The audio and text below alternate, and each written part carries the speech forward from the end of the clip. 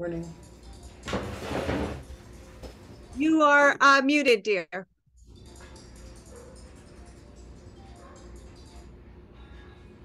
Hey, you're muted.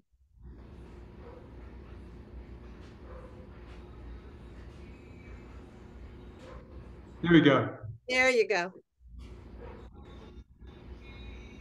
I said I must be on some kind of filter because I'm looking quite good. Yes, you look great. I was about to say, what a nice haircut. You look I don't great. know what it is. I must say choose virtual blur. It's like, let me see. Wow. Sure. But there's nothing that says I must change anything, so I'm good. Go for it. Looks good. Yeah, so I stuck these up in the background. But are they going backwards? They're hard to see. Oh, okay. Well, that's fine. It just creates the image. Yes, exactly. So we've had quite an interesting pre-field for this class. We'll see how many people show up. I had someone from Vietnam saying she's stuck in the airport and she's trying to get on, and the person from Brazil, there's some kind of emergency. The person that was hosting, they had an electrical storm last night. So now Reese is gonna, yeah. They live out in this community out in Brazil, kind of in the country, and she does the tech, and they had like trees down and power out. It's just I'm like, wow, sort of like what Ray was talking about.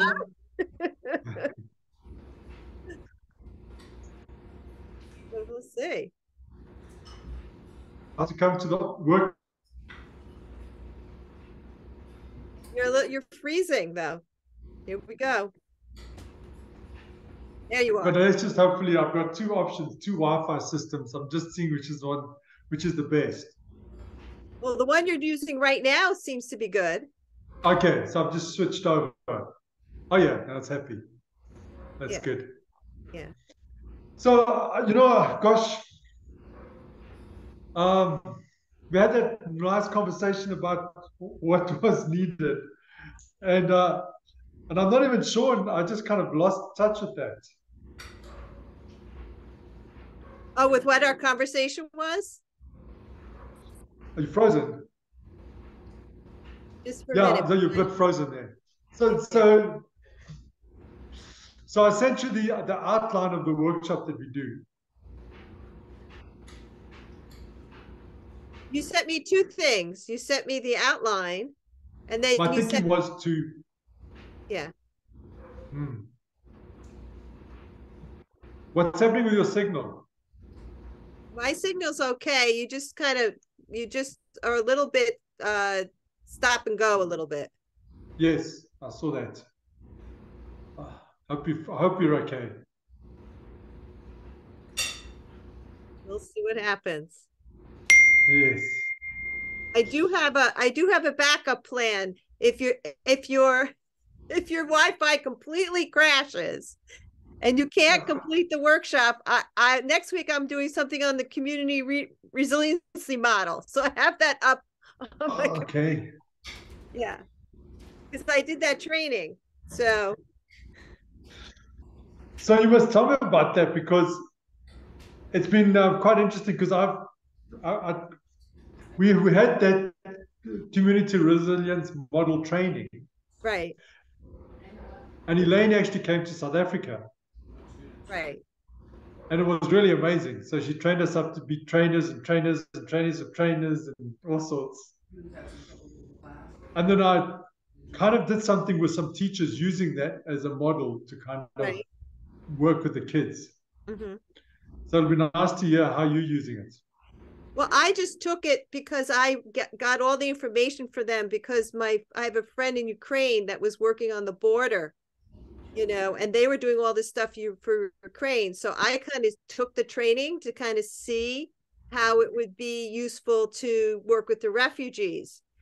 And they actually had all their stuff in Ukrainian, and they also I was able to then, because the person that I'm working with is from America, and she has a emergency psychologist who's been working. So I sort of did it, looked at it, saw what was good about it, and kind of sent her stuff. So I don't know how much of that they've been using, but they you know, I think they've using a combination of things. So that's kind of how I got involved with that. But I do think that it's I do think I might want to do being a trainer, because I'd like to incorporate it in this course more. Like I'm going to do just a very brief introduction, but I think if people really want to utilize it, they need to take the training. So, and I think when I took the 2-day thing, it was 2-3-hour workshops. You could pay as little as $25 to take it.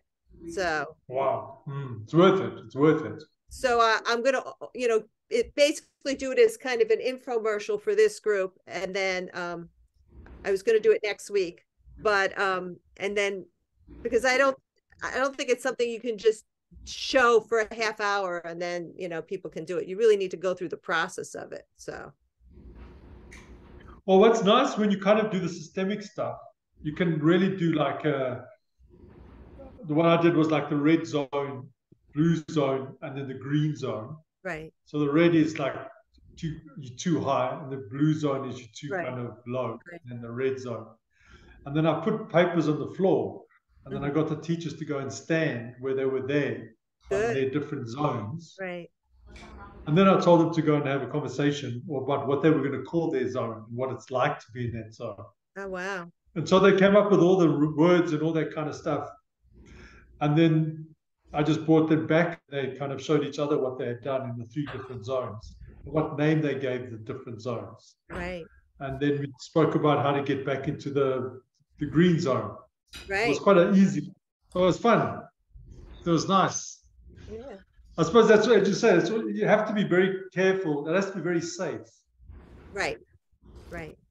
Actually, they turned me on to this. Anyways, we're maybe we're doing this today. No, this is really 7. I really am avoiding this. I don't know why I'm so nervous. It's not nerves. It's like, I've been listening to how to do a better presentation, and I've become very aware of the things that I do that are not helpful. And one of them is when I say so, and I also say like, that's the big one, like this. So I'm quite, at the moment, I've got this not huge, a bit of a critical observer putting me through my paces. So I'm aware of that. You know, I was wondering why, like, the 2 people that are basically canceling for today are the like most consistent people through all the courses.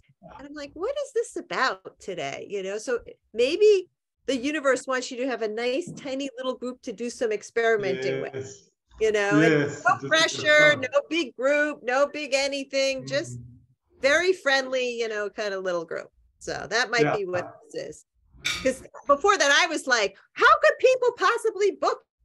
I got this really great person to come and present. You know, I sort of went through this. And she was like, relax, it's just us. Don't worry about it. Yes. It's true. It's true. It's just, you know, just the people who are just doing their best. As Ed Lynch, I don't know if you know anything about Ed. You know Ed Lynch, he's a pretty famous first-generation constellator from the US. Okay, no. He always said to me, he gave me this, you know, we have these things that are Edisms, you know, he'll say something, he's such a incredible person, you know, constellator, Gestalt therapist. He'll sometimes say something that stays with you forever. You know, there are people that are like that. Judith Hemming's kind of like that. And he said to me, he said, am I okay to let folks in? What? Am I okay to let folks in? Yeah.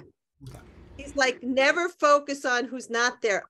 You need to focus on who showed up. That's what's important. Yes. That always stays with me.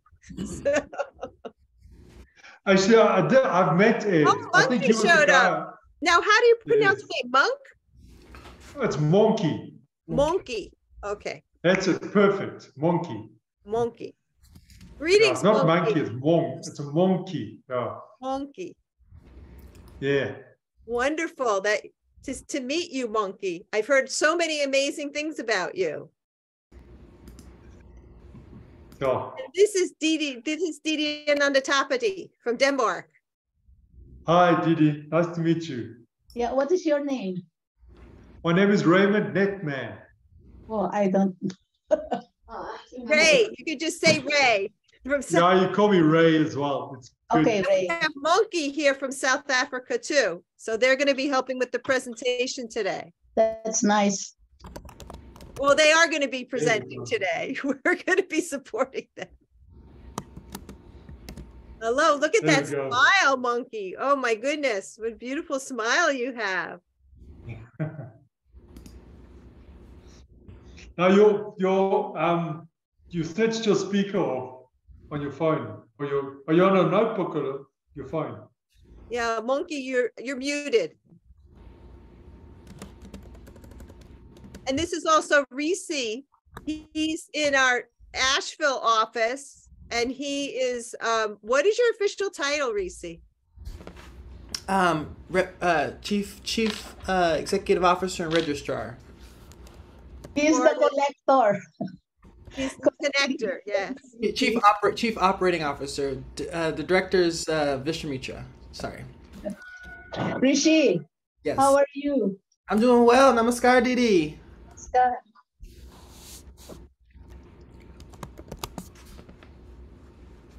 he's going to be joining us today too. He's obviously has a lot of technical stuff, but he's going to be doing any technical stuff we need to do today. So Oh, that's good. and he's recording it also for tonight's class. So Monkey, where do you live? Where are you coming from?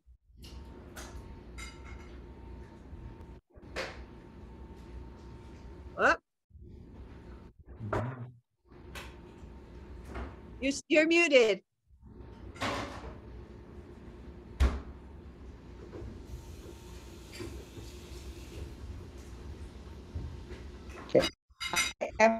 Can you hear me now? Yeah. Can you hear me now? Can you hear me? Yes, I can. Yeah, I'm from South Africa, in a province called the Northwest. We are Tswana speaking. I am from a location called Itsose. Okay.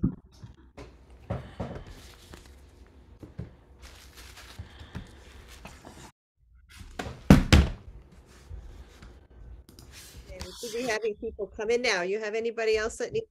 Here we go.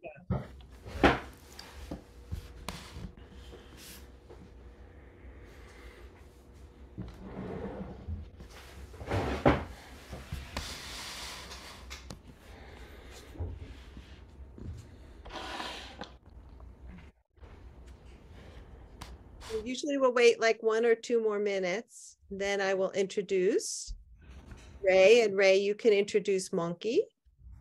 And I will also, for those that are our guests, I will just explain.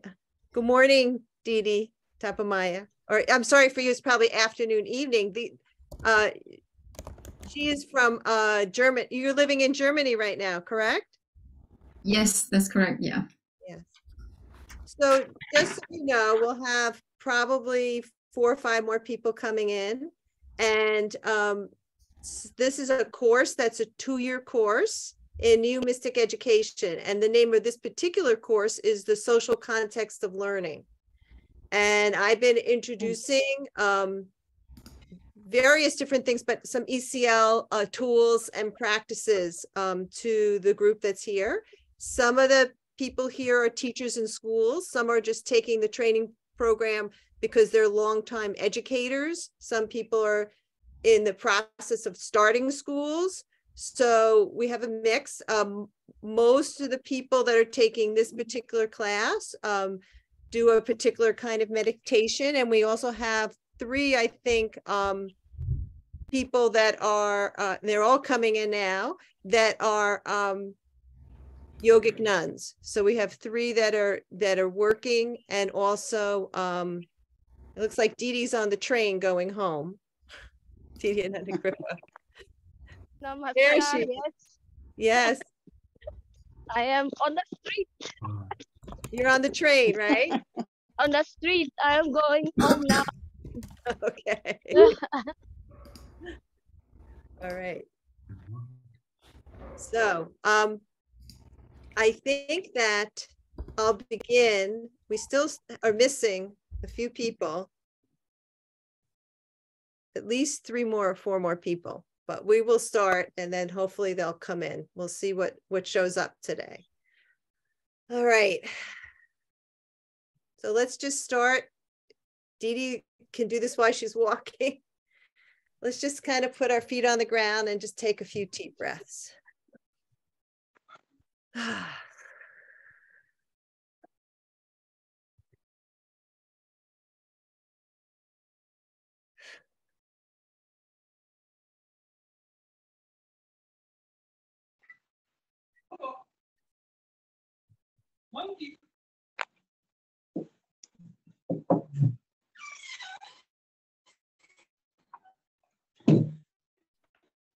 So, hello, everybody. Good morning, good evening, I think.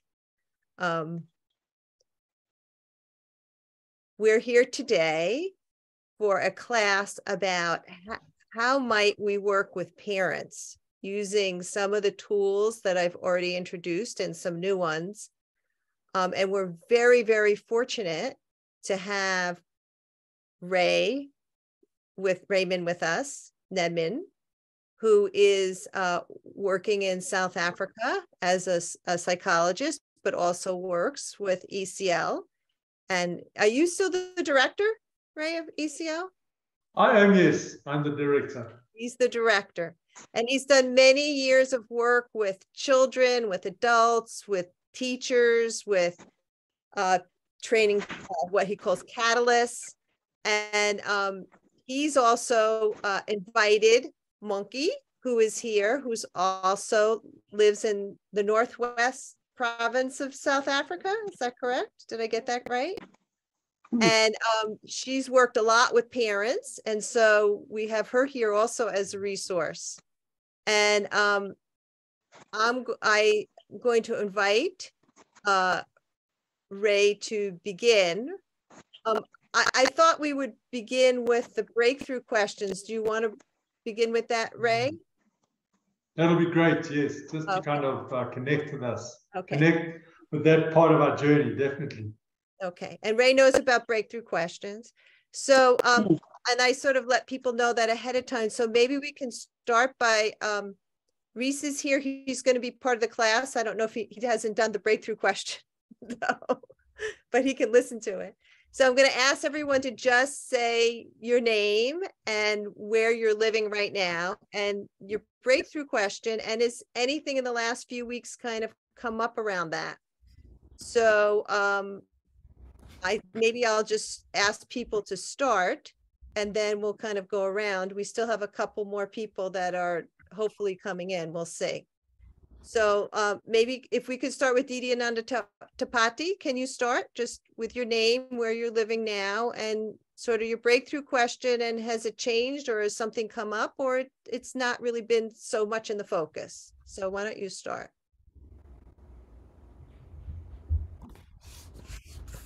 You're muted though, Didi, so you have to unmute.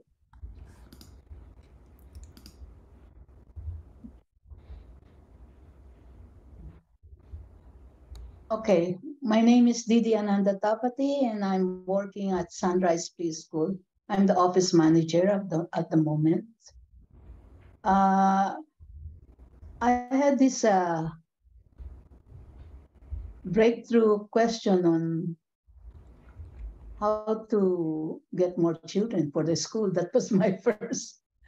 And then afterwards, I work with this creative brief with the children, what area they like in our preschool, you know, and I have like I made a game for them, but I didn't have so much time because they gave me only limited time in the afternoon because most of the activities in the school are being done in the morning. So by the time they came in the afternoon with me, they just want to play.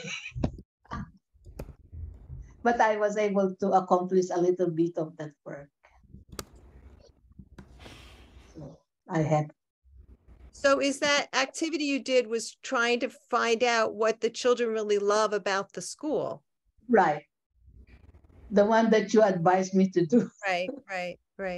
And then I made it, and I even have like I made a school with all the different area.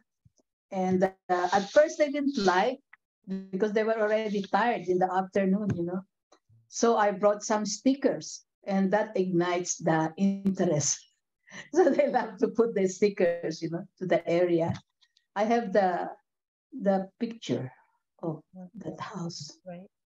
So was there something that you sensed or got, you know, connected to your from that? Did anything come from that? What? Did anything come up from you, from what you observed or you noticed or what the kids noticed? Well, these children, they are from 3.5 to 5.5 years old. And I thought they will have more interest on like, you know, readings with books. But then when I saw the whole picture, you know, there's so many stickers on the kitchen area. Interesting. And I asked, why do you want this kitchen area? Oh, there's so many toys there. There's so many food, so many fruits, you know. And then the playground area, so many stickers on the swing area and the climbing monkey area. And I asked, why do you like this? Oh, it's just fun to do swing, you know, and climb. It's really beautiful, and I feel like one of them, you know, the joy that they express when they're telling, you know, why they want. And of course, some said, I don't know. I don't know. Very shy too. Those are my experience in doing this. You were feeling their joy and you were surprised. Yeah, that you and actually I'm like a child myself, you know, when I'm with the children. It's so nice to be like a child, you know. Like there's a passage, be like a child and you will be like children, you will enter heaven, the heaven, I think. Thank you, Didi. And then you told me to ask the other question. How can we help them feel like they're part of the group or they belong here? I thought of so many things, like by encouraging them to to play with other children, by providing more toys that they can play with other children, by organizing collective games like football or any ball games, hopscotch, pretend play, making pretend ice cream with lots of mold, encourage cleanup time so everybody participate in cleaning. Oh, by the way, they clean up the playground, picking up the dry leaves together with the teachers, and encouraging them to clean the chalk marks that they write on the blackboard outside, and taking turns in playing with the swing and slide, and take turns in playing with the bikes. So it sounds like from something that they were tired and difficult going, it just sounds like a lot of now there's some ideas flowing. Yeah, it just came, you know. Yeah. It was really exciting, like a simple right. What is this? Spark one, a simple jolt, and then it creates a lot of their mind. Right. Exactly. So at the end, I was so happy that that they were able to express themselves. Great. Okay, so Didi and Anuraga, who's from our other class, I invited people if they wanted the live class to come in. So Didi and Tapamaya, What about for you, for your, what's happening for you with your breakthrough question? Yeah, it's a bit. It was a bit of a personal kind of personal thing. But before we start, may I quickly say that in 1991, I first time went to South Africa, and I was there 2.5 years. And at that time, we had lots of we had 2 schools in squatter camps around Lenasia in Johannesburg, and I have very special memories from that time. Okay, so I was wondering about my role. It's a personal question like that, and like what can I give? And of course, I mean, some people would say, but you've been Didi for 32 years. You can contribute, you can give.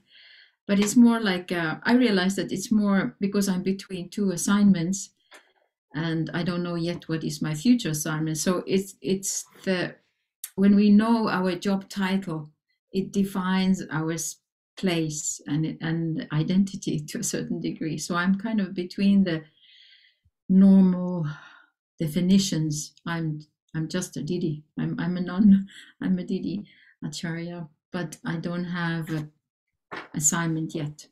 But this course is giving me lots of like pointers, and I'm really looking forward for today's class. Thank you. So I think it was very good for you to see that, you know, you're trying to find how you contribute where your place is, and you feel like when you land there, you'll have some things, new things maybe to offer to that. Yeah, sure. And actually during this past weekend, we had a program, and a public program, and I realized that now that I am older and with all the experience that the years have given me, I can connect to people much easier because I don't have that role or the title is not just, it's not there. I can just be. It was kind of liberating feeling. It was like really understanding that not yet another deeper level of connecting with people. So that was a realization I had this weekend. It gave me a lot of internal peace. I don't know if you understand what I mean. Yeah. So Angela, maybe for you to go next.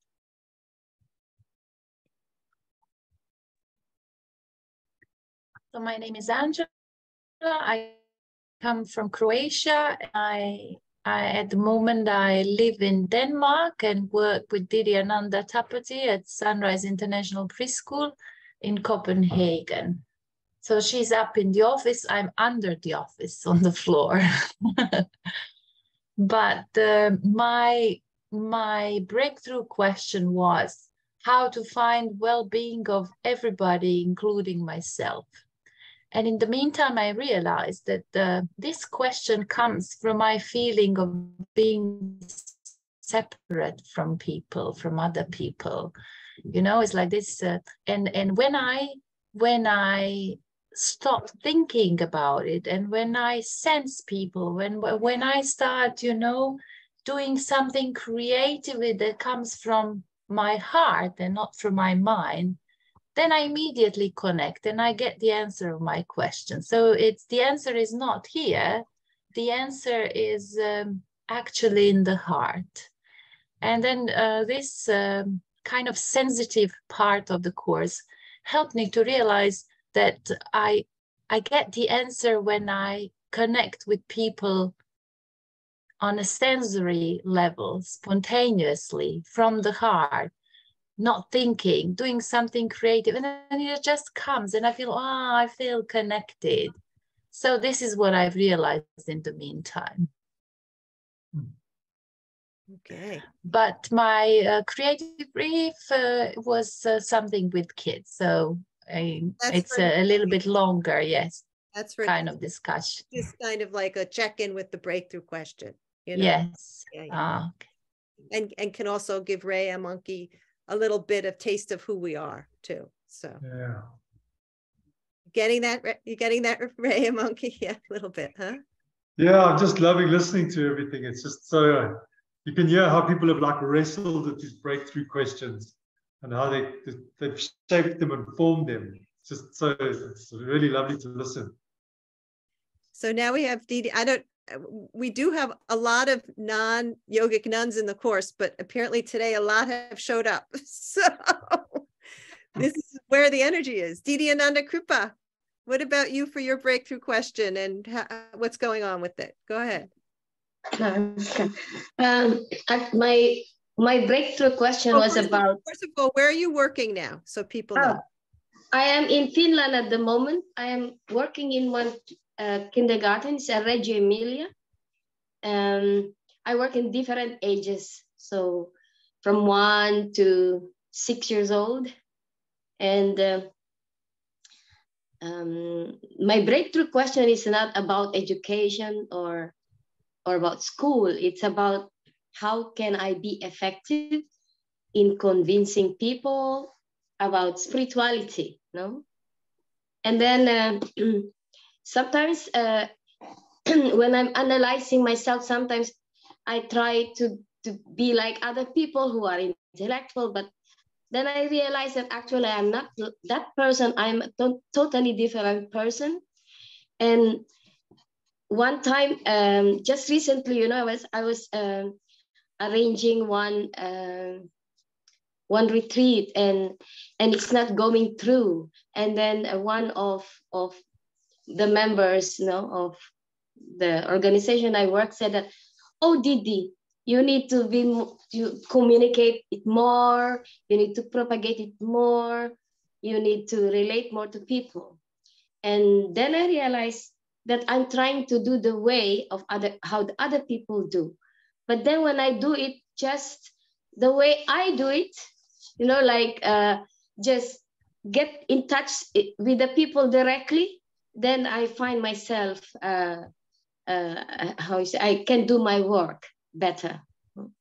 So sometimes I try to look for answers outside and try to be somebody, but I should just follow my heart.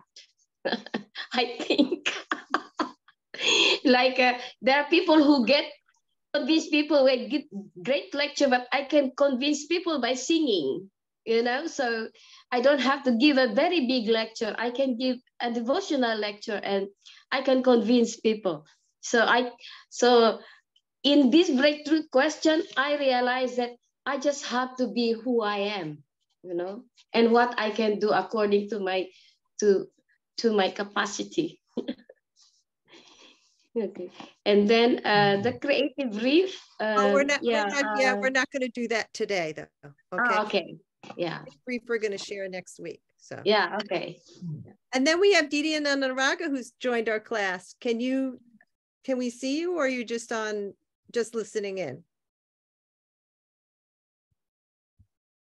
There she is. I'm kind of just sitting in. It's 10 o'clock plus in the night here, so okay. So it's late, but so we'll just say hi.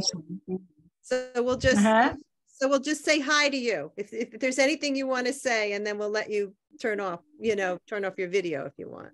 It's up to you. Okay. Okay. So you're just saying hi and listening in. Yeah. So Didi works. I'm kind of listening because you had some guest speaker, but I guess I was too late for that. No, he hasn't started. They haven't started yet. So okay. Okay, so I'm in time. No, our time. And Didi lives in Thailand, so this is late at night for her. So we'll allow you to be in your late night, and you can turn your video off, okay, if you want. Okay, Didi? Thanks. Okay, and just listen in. Okay. So I'm having another class for US in the evening, so they'll be part of it. But I said some of them wanted to see it live and maybe ask questions, so I invited them. And I don't know who this utilizador is. Who is this? Can you say who this is? Is that someone you know, Ray? Utilizador. Can you please let us know who you are?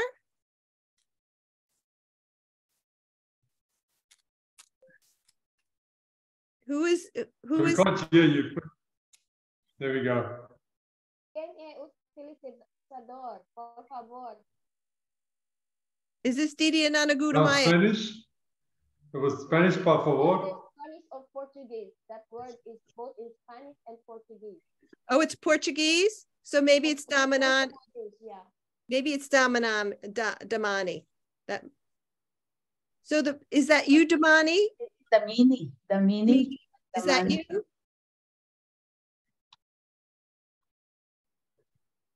Okay, I think I'm gonna. I think Damini's logging in. She may be logged in 2 times, but we'll see if this is Damini here. Yes, there she is. Okay. There she is. There we go. Damini. Damini. Hi. So you're Hello. You're coming in. Sorry. No problem. You're coming in a little late. So I'm just going to introduce you and well, we can do it. You're just coming in. I'll let you settle for just a second. So what we're doing is just sort of talking to introduce. We have Monkey here and we have Monkey. I don't know if I'm saying it right. And Ray from South Africa who are going to be presenting.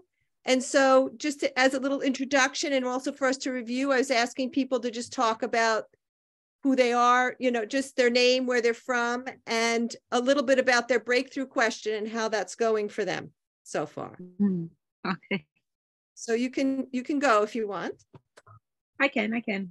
So my name is Damini. I'm Portuguese and I live in Portugal in the master unit here. And my breakthrough question was, what can I do to help? This is a little bit complex, the way I did it. But it was, what can I do to help the educational project here grow? How does it, how to do it? What can I do to make it happen? What can I do to make happen this new opportunity for the school? And I'm still with a question in the air because I'm waiting for a reply for somebody else about this also from the city hall. And yeah, I think it's it. This is me, and I'm part of the educational project here in Portugal. In Portugal, where Givamuth is also part, but he's not here today. That's it. We are developing a beginning of a kindergarten here. Okay. All right. I think that's everyone now. So I'm going to let you take it from here. Beautiful. Very nice. So I must say it was very engaging to connect with everybody, especially when you talk about your breakthrough questions, because it's something that is obviously close to your hearts. And those breakthrough questions are always things that generate a lot of energy. And so just to kind of be able to step into the field and recognize that each and every one of you are struggling, or striving, or determined to make some kind of shift in the context and the communities where you're at. So I was very excited when Bashula asked me to actually do some work with you and introduce you to what we've been doing in South Africa around the parent circles. And so today I'm going to teach you how to make parents want to remain connected to each other after their parenting circle with you. So at the end of this time that we're spending together, I want you to know how you can actually make parents want to remain connected to each other, even after the parent circle that they've had with you. And this is how I'm going to do it. I'm going to share some of the ECL tools. Some of them you already know them already. I'm going to share with you insights and techniques that I've discovered over the last 3 years of running and training other people to run these parent circles. And I'm actually very excited because this is an opportunity for me to take this work onto like a global platform. And I must really thank you, Bashula, for giving me this opportunity.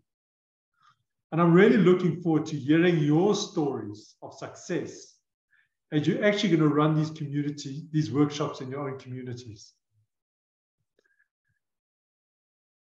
So what I want you to expect is that after these 2 hours or this hour and a half that we spend together, that you can actually go out and recruit some parents and actually run a parenting workshop and feel that you are capable enough and have the confidence to actually do that.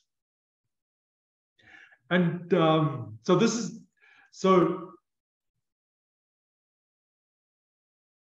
as I share my screen with you, this is what I'm going to do. I'm going to show you how to get your parents feel relaxed, calm, and safe in your circle that you're running. I'm going to show you how to get your parents to understand the value of speaking about feelings with their children. I'm going to help you protect. I'm going to show you how to help your parents not only recognize the support and resources they have, but how valuable they are for the well-being of their own children. And I'm going to give your parents an experience of belonging that will lead them wanting to come back for more. So, Tamini, I think you were talking about in your breakthrough question, this idea of how do I kind of I grow the educational space where we are right now. And I want to say to you, the best way of doing it is to work with the parents and get the parents excited and build the bridge between the parents and the school. And after you've done a few of these workshops with the parents, you're going to be so excited and so motivated to just want to do more. And I think it'll be nice just for you to hear a little bit from Monkey, who has been running these workshops. And she comes from a very under-resourced community. So there's not very much that they have in this community. A lot of unemployment, not many job opportunities. But Monkey has been able to engage parents in a way that's really been very, very inspiring. So Monkey, I don't know, I really am putting you on the spot. I do realize that. And I haven't even prepped Monkey about this. But Monkey, if you're brave enough and you want to share a couple of things, a little bit of your experience about running these workshops and how it's changed the lives of the children in the community.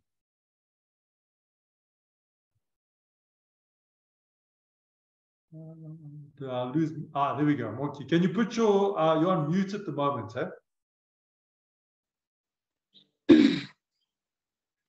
Can you hear me? Can you all? Yes, I can hear you. Great. Okay. Hi guys. It's afternoon where I am. I'm in South Africa in Itsoseng. I'm an ECL catalyst. I was a teacher for 18 years in Gauteng, but decided to come back home and see what I can do to help.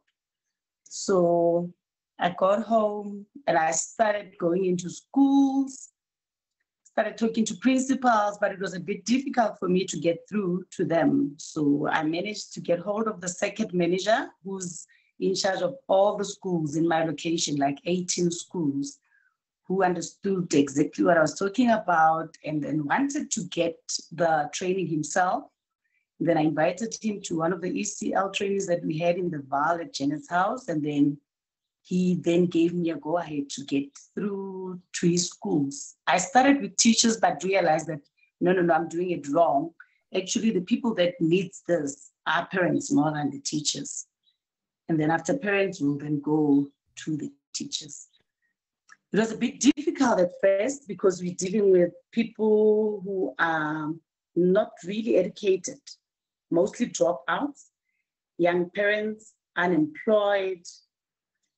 There's a lot of substance abuse and. And then I managed to get the supervisors for the community work projects. I'm talking people who are sweeping streets, people who are wearing overalls to go to school, who did not even see themselves as important. I managed to convince them to come to my trainings. So I've been training, I don't know, I've covered the whole location for now. And I'm talking, when I'm talking the whole location, I'm talking of almost a quarter of the community. So I managed to train those people. I translated everything into the language that they're speaking, taught them ECL tools, and I identified a lot who were actually misplaced, people who are sweeping streets but have qualifications. And then from those groups, I identified a few and interviewed 10 of them or more, 20, and then made them part of the ECL. Now they are catalysts. And that way, they going out to get us more groups to train. So I'm hoping by the end of next year, we would have trained almost half of the parents in the community, just by giving them the sense of importance that you are also parents, and then these schools are governed by you. So if you understand the tools and the benefits thereof, you'll be able to take it to the schools and convince the principals and the staff to open their hearts for the training to get through to their school. I don't know if I'm making sense. So now I'm not doing the job alone. I'm sending people to the community to go get their groups, and then I just sit with them and hold space for them while they're doing the actual training. And you know, when it comes from a person who's at your level, it's actually very interesting because they speak your language.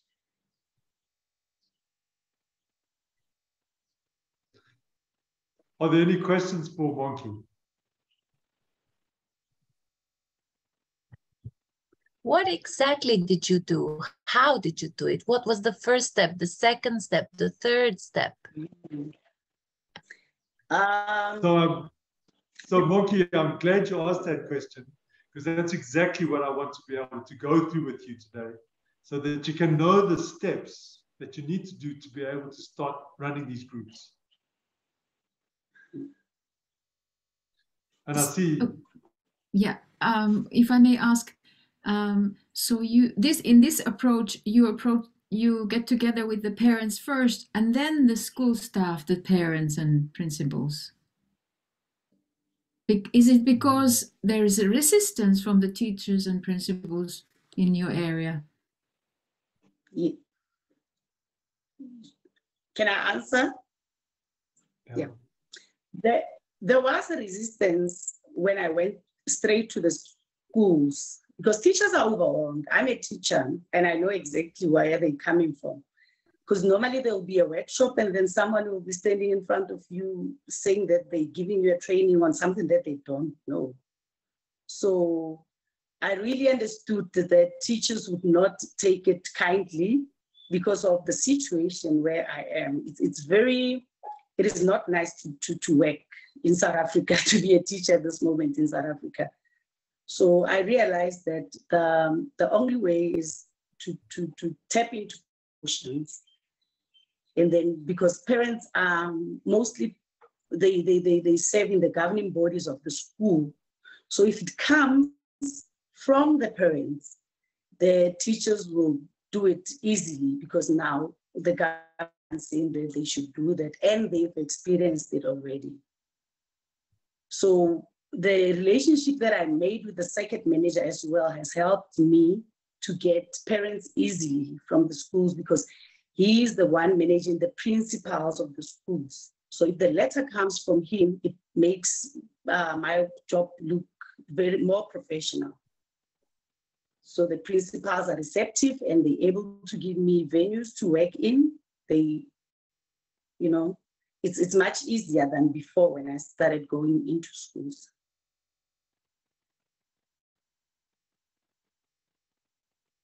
I don't know if I answered your question. Definitely. Thank you. Thank you very much. Very nice.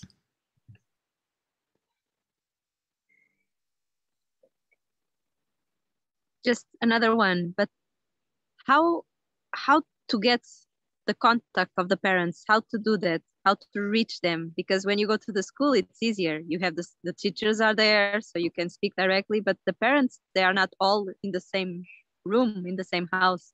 So how to gather the parents, how to do that?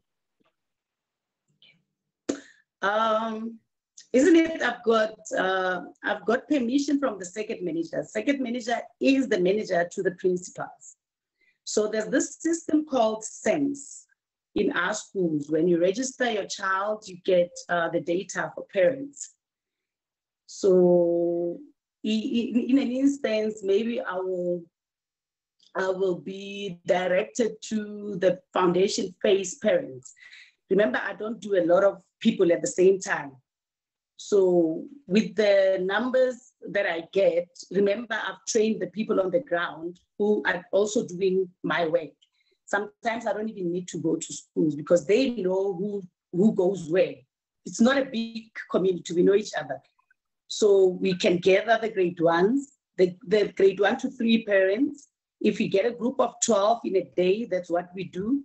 And then the group that we've just trained goes out to look for more parents. So now we're done with the school. I only went once to the school. Now the people on the ground that I've trained are doing the work of getting others to come to the training.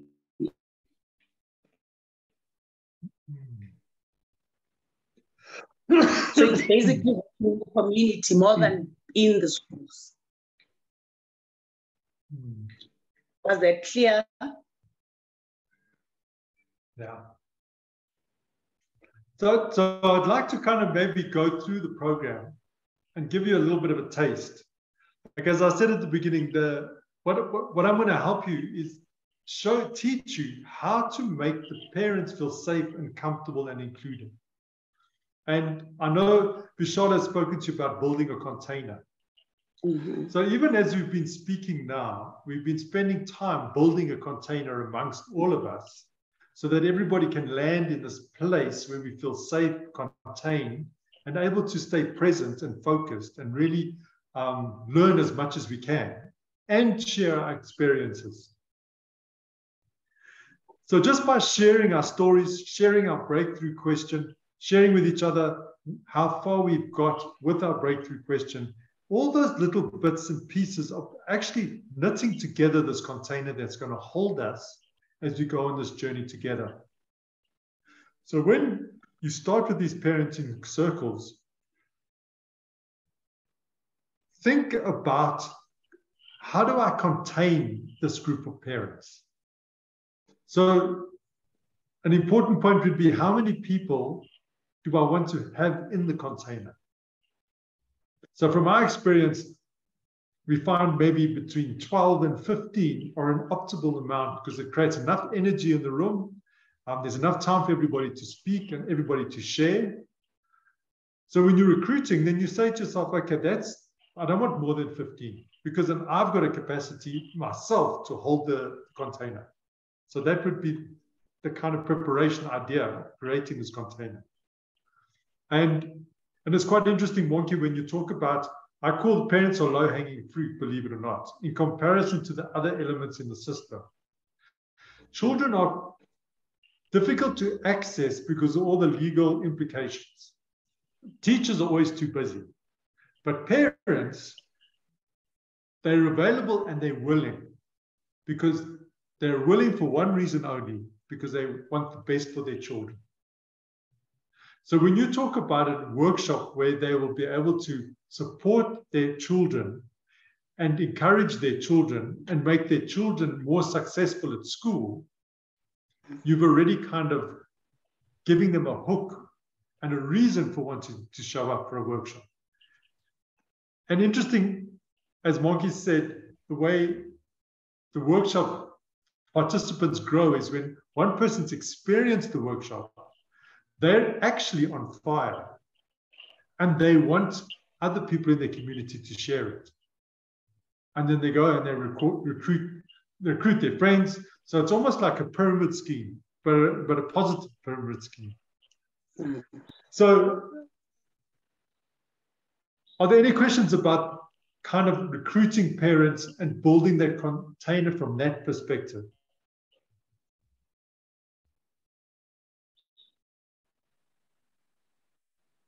Okay, so then once you have the parents in the room, you basically build the container throughout the workshop.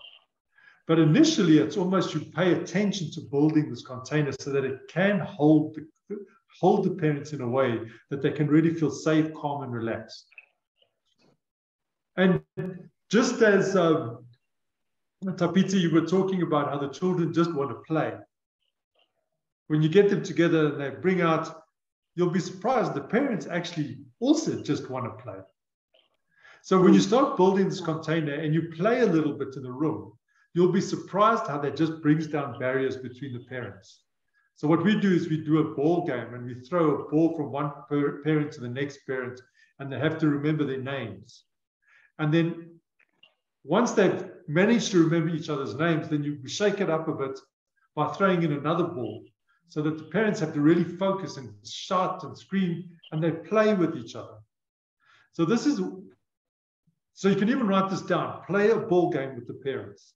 And I guarantee you, the parents can be 16 years old and they can be 50 years old, or even 70 years old as the grandmother looking after the children. They love it. And once you've got the ball game in place, you can play a name game. And so we've got a beautiful name game when we say to the parents, you must imagine a word that rhymes with your name that says something about you. And so my name is Raymond. So then I might say, my name is Radiant Raymond. And then we say, okay, that's great, but we would love to see an action with it. Like, my name is Radiant Raymond. And then by the time you've done a round, and everybody then has to respond to that person by saying, wow, hello, Radiant Raymond. By the time you've done that circle, everybody's got these big smiles in their face, and the barriers are already coming down, and they're really connected. So I love the breakout question around how do I get people to connect? And this is through play, through learning and have a little bit of fun, people connect. And then once we kind of set up the container, and then we move into kind of a more serious place and we position what we want to do for the day and what everybody needs. So each container that we build is always going to be different. So you have to set the container up in a way by introducing, well, this is what we're going to be doing today. We're going to be sharing stories with each other. And some of the stories might be difficult to hear, and some of them might be difficult to tell. And so we're going to be vulnerable in this container. Mm. So what do you need to feel safe in this container?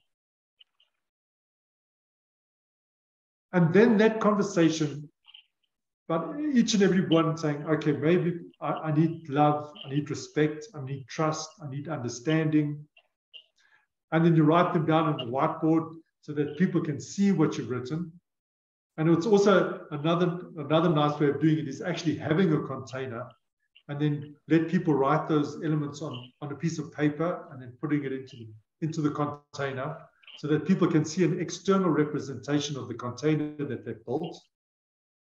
And another nice way, when people say, okay, this is what I need, trust, another person says confidence, another person says confidentiality, and then you just give them a marble. Once everybody's like, say you've got 4 and 5 people that have mentioned something, and then you just give them a marble or a stone or a shell to say to them, okay, this represents that element that you named.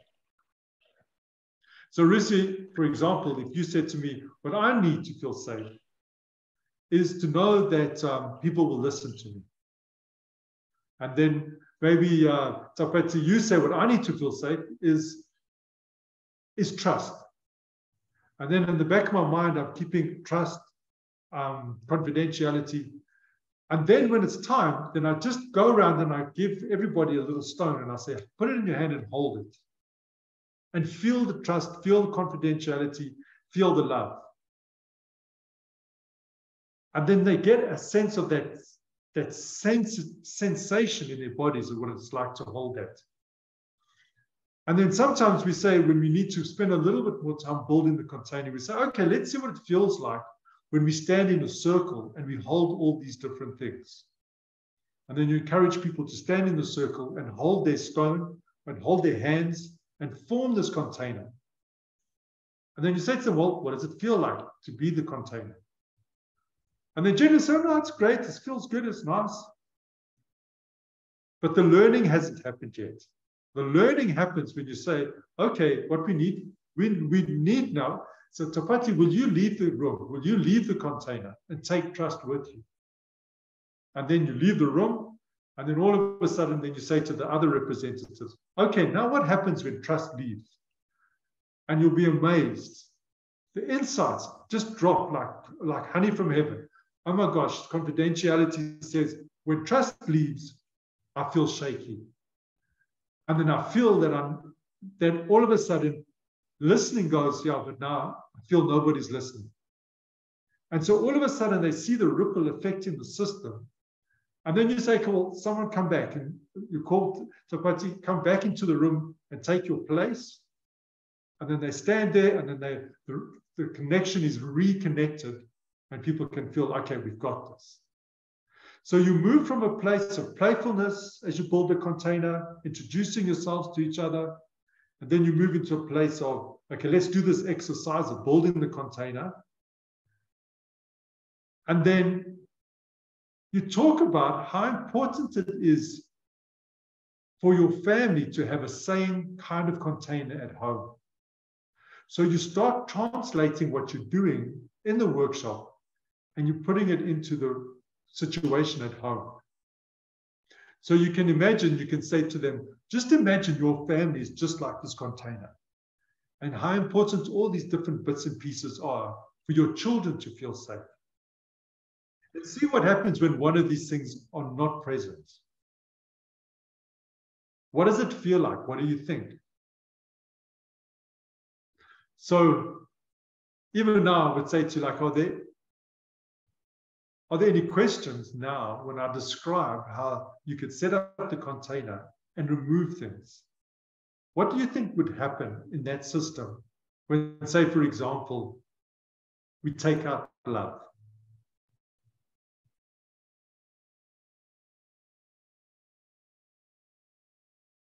So you're asking the people here to respond. Okay. What would you imagine would happen in the room if we took out love? Becomes cold. That's beautiful. Loss of sense of connection. Yes.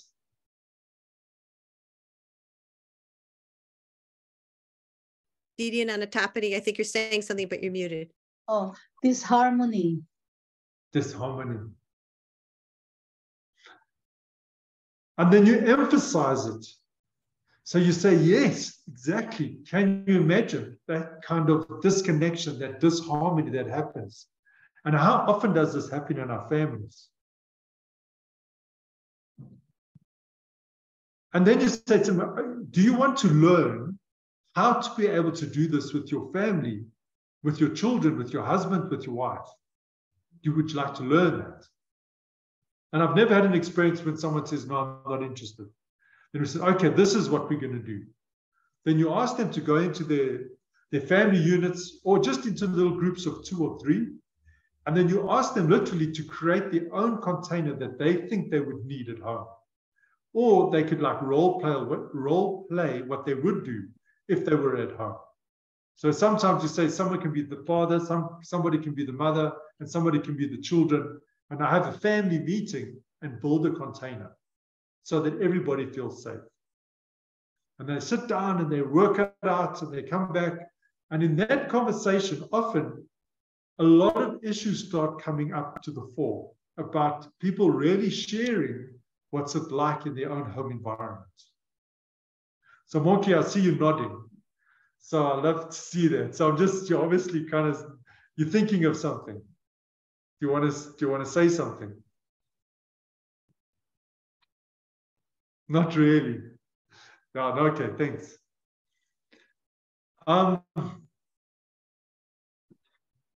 So are there any questions about building the container part of the workshop?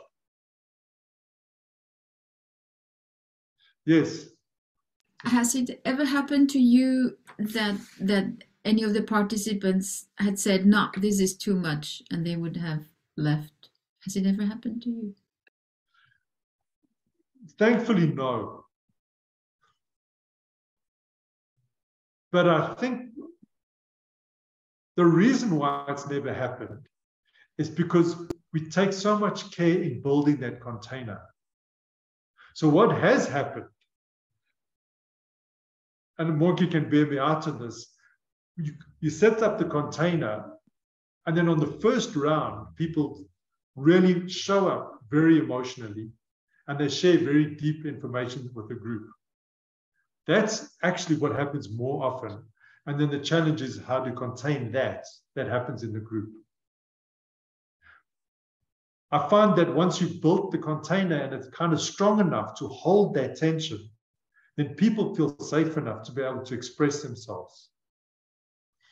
And don't forget, when you're building the container, you're using positive qualities like love, trust, confidence, listening, no judgment. So there's very little reason for that to be alarming. So thankfully, that's never happened.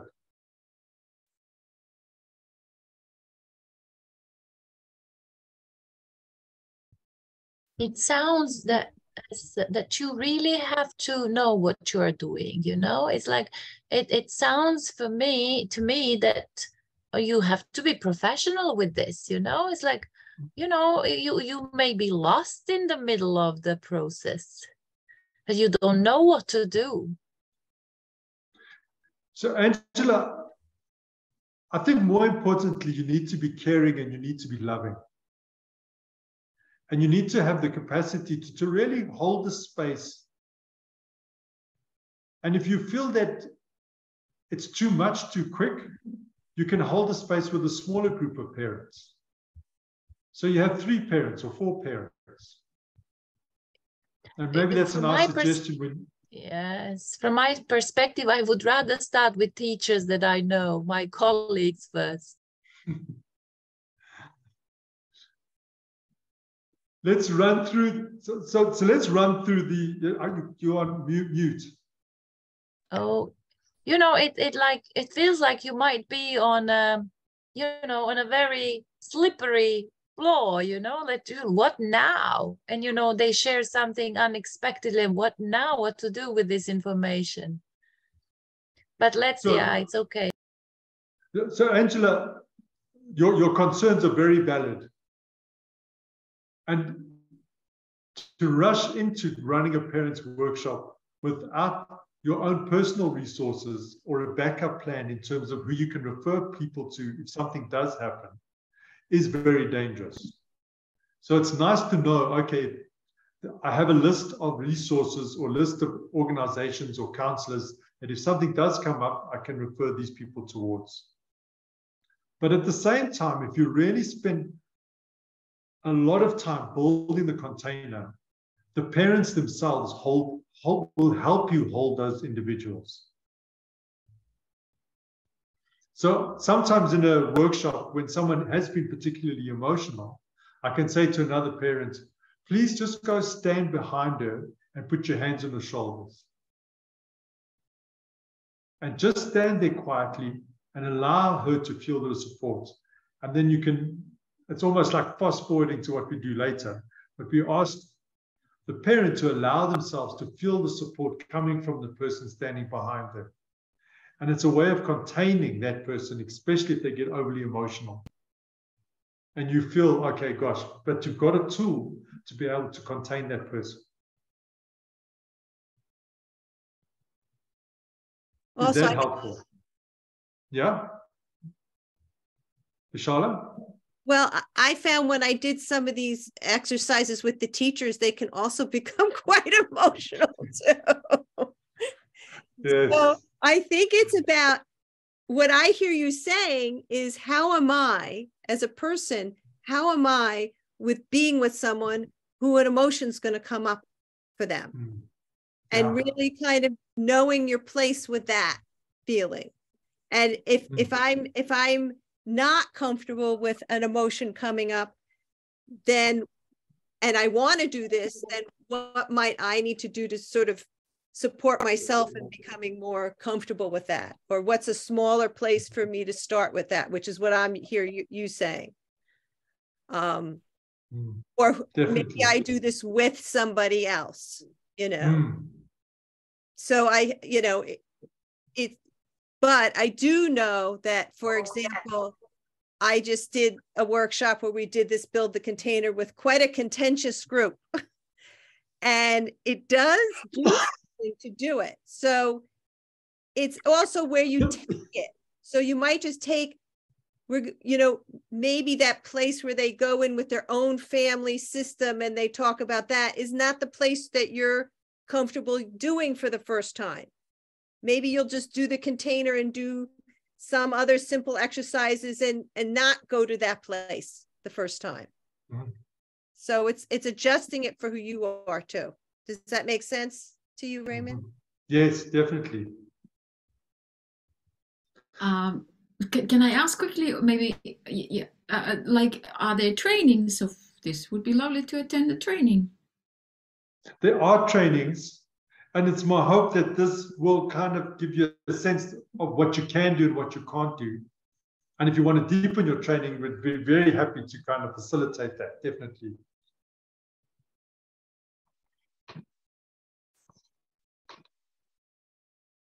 So let me show you something that might be a nice resource that you can connect with.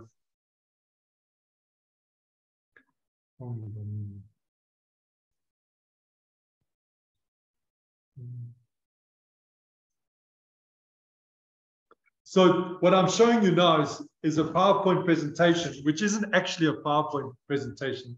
It's a lazy booklet that we offer for people that have done the parent workshop training, where we kind of take them through step by step of what they need to do.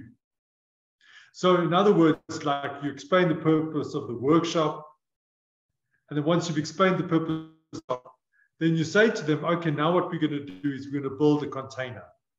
And in the container, it even says to you what you can say, or gives you an example of what you can say. So like, we're going to spend the day together and we're going to talk about things like our families and things that are close to our hearts. So you're kind of saying, so what do each of you need to feel safe in the room? But not just in physically, but also emotionally and mentally. And then write them down on a flip chart paper. And then there's some examples that you can give. And then it talks about how you can actually go through that process of building that container. So when you look at, so the first part of the workshop, as you can see, is actually create a safe space. We've devoted 2 hours for creating a safe space in the workshop. 2 hours to build up the capacity of the container to hold the tension that needs to be held for people to really connect. Because remember, at the beginning of this workshop, I said to you, I'm going to show you how to make people feel so connected in a workshop that they'll want to come back for more. That they feel so connected in the workshop that they'll want their friends to have the same experience. And I know it works because it works. I've seen it work. And I've seen people come back and use the tools in such powerful ways, and they've brought back such beautiful stories. And I'm convinced the reason has been because we spent so much time building that container. So you don't dive deep in straight away. You play the games, let people break up in 2x2s and have a conversation about their own childhood, their favorite childhood memory that builds the container. And then you might have the name game that builds the container. Then you say, what do you need? That builds the container. So all the time you're building that container and getting people to recognize each other and feel that they're all in it together. And so when things do come up, you have the container that you have built to fall back on.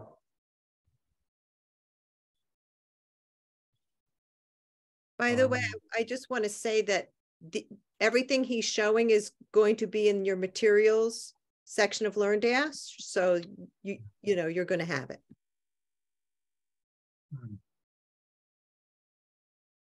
So this is just a picture of actually Monkey while we were workshopping this workshop to see how we were going to put it together. And so you can see even the instructions on how to kind of, what questions to ask when people are standing in the circle, holding hands, holding the ball. You can say, if they say they feel safe, then link it to their children at home and how important it is for them to feel safe, to be contained and held. And then you can speak about how important it is for everybody to feel like they belong. So when you're standing in the container and you're holding hands, everybody belongs. So then you can reflect that back to them. And every time you reflect back something to them and ask them how they feel, you're building that container, you're building that sense of safety, you're building people's belief in their own capacity to contribute to the container. And all the time you can just do a movement and then just say, yeah, for children, it's also important to feel safe and to be able to talk about themselves and to show their emotions. So you're planting these kind of little seeds, and people are kind of, and they're landing in a way that people can kind of take them in. Next one, yeah. And this is a picture of one of the participants building their own container, having a conversation about what do we need in our home to actually feel safe, to feel safe. So are there any other questions about this part of the workshop, building the container?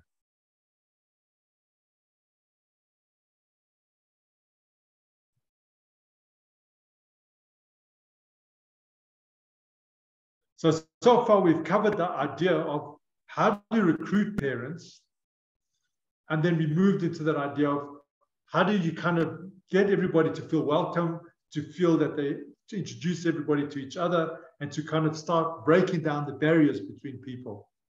And I must say, what I love the most about doing these workshops, people start off these workshops either sitting alone or sitting 2 by 2 in different parts of the room. And I promise you, by the end of creating your calabash or the container, people are already talking to each other, they're laughing with each other, they're telling each other stories. At this stage of the game, you're actually kind of out of control because the workshop is running itself. And it's really beautiful to watch that transformation. So you create the safe place, ask them what they need. You can either do the marble game or you can ask people to stand in a circle. And then once they've got it for themselves, then you say, okay, let's go and see if you can do it if you were at home. So you translate what they're doing in the workshop and you take it directly to their house so that they'll be able to take it home and actually do it. So you kind of edging your bet for them to actually implement the things that they've learned by doing it themselves. So it's a very hands-on kind of experience. And if we had time, then I would encourage us to kind of do that ourselves. And then you move into the next step when they come back and they talk about the discussions. And then even if difficult issues have come up into the room, a way of handling that is that you can actually list them on the whiteboard. So people can actually see that their issues are being externalized and they can see that they've been written up. And then that gives them a sense of like containment and that it's okay, I can see it, okay, that's it. Oh, and someone else has also got something. Oh my goodness, someone else has also got something. So all of a sudden, from me being the only one who's struggling with my kids, all of a sudden, my struggles are part of a list of other people's struggles. And so many times, and Monkey, I'm sure you can bear me out on this, parents say, wow, I thought I was the only one. It's so good to realize that I'm not the only one who's struggling. Gosh, we've all got the same kind of challenges. So by sharing their challenges, that often is the biggest take home for the parents, that they kind of recognize their own challenges. And then also what happens in these kind of discussions, the parents start kind of suggesting ways that other parents could deal with difficult situations with their kids. And then the favorites come up. How do you deal with your kids sitting on the cell phone all day? How do you deal with a kid that doesn't want to study? How do you deal with a kid that doesn't want to do this? And all of a sudden, there's this incredible conversation. And you don't have to be the expert because the room is full of experts. You've got 12 experts on how to raise kids in front of you, and they can all share their expertise with each other.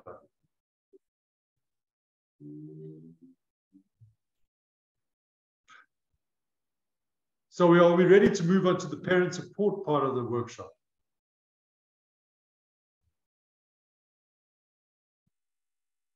So a nice bridge between creating a safe space and parent support is just a simple line. Gosh, just listening to all of these things that we've heard in the last 2 hours or 20 minutes, I've realized you cannot do this on your own. We all need support. Immediately, you're offering them a solution and a possibility and a hope. Okay, let's find out how we can support each other and let's connect with our support. So there we go. So if I had to ask you now, just get a sense of this part of like, what do you need to know about helping your parents recognize that they do have resources and they do have support? It's like, what do you need to know from me about this question? Like, how do you help parents recognize, sure, I actually am not alone. And what do you need to know from me?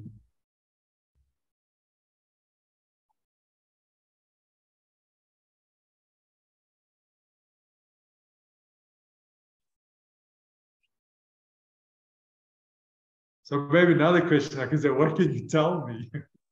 Because that would be helpful for me. How do you kind of, as parents, like, how do you connect with your supports?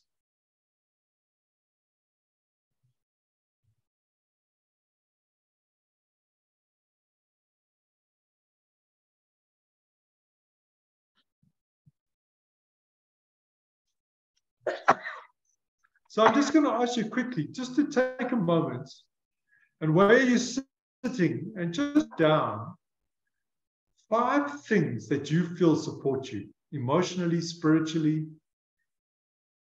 Just take 5 minutes, just a couple of minutes, just 5 things that you feel that when you think about them, they make you feel better.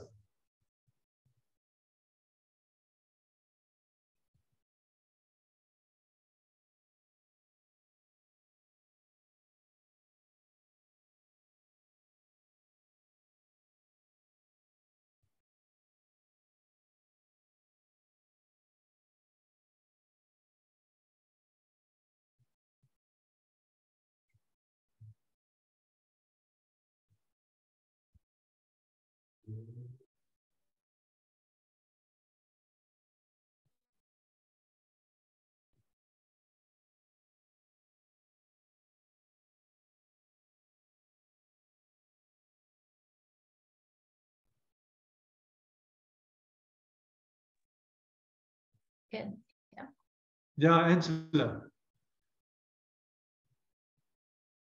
I feel supported with when I talk to my friends, when listening to music, having coffee, when it's sunny, when I walk, when I swim.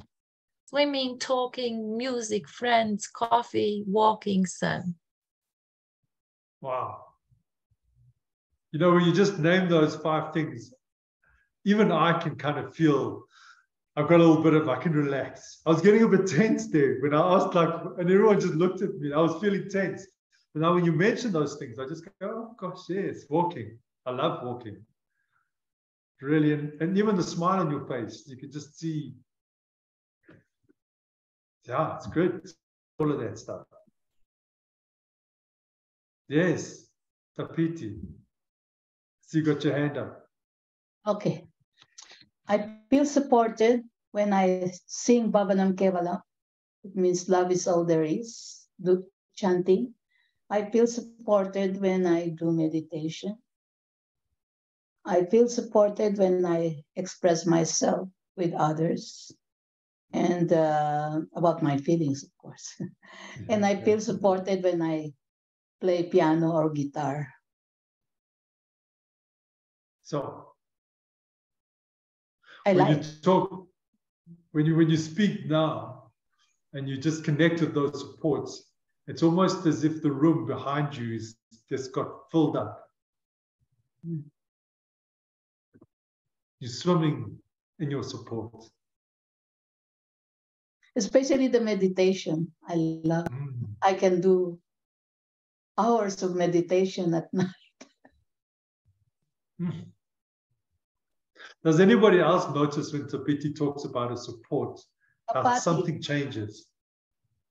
Tapati is my name, not Tapiti. Oh, sorry, Tapati.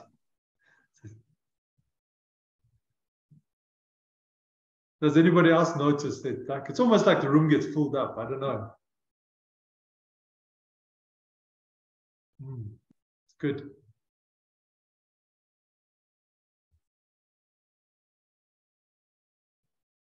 So just notice how, when you talk about your support, something happens. And when Monkey does this with her people, she actually doesn't talk about support. Because in her context, support means, you know, no, I need money. I don't have support. I don't have a job. I don't have finances. I don't have enough to pay the rent. I need support. So Monkey, do you want to share how you kind of get over this hurdle? I can say something. You're on, there we go. Yeah. Yeah. I feel supported when I feel the presence of my spiritual master. And I also feel supported when I laugh with other people that I am with. When I laugh, it means Yes. we are in the same flow and in a very good vibration and very, very harmonious flow. Then I feel at home with them. You know, I feel supported. Yeah.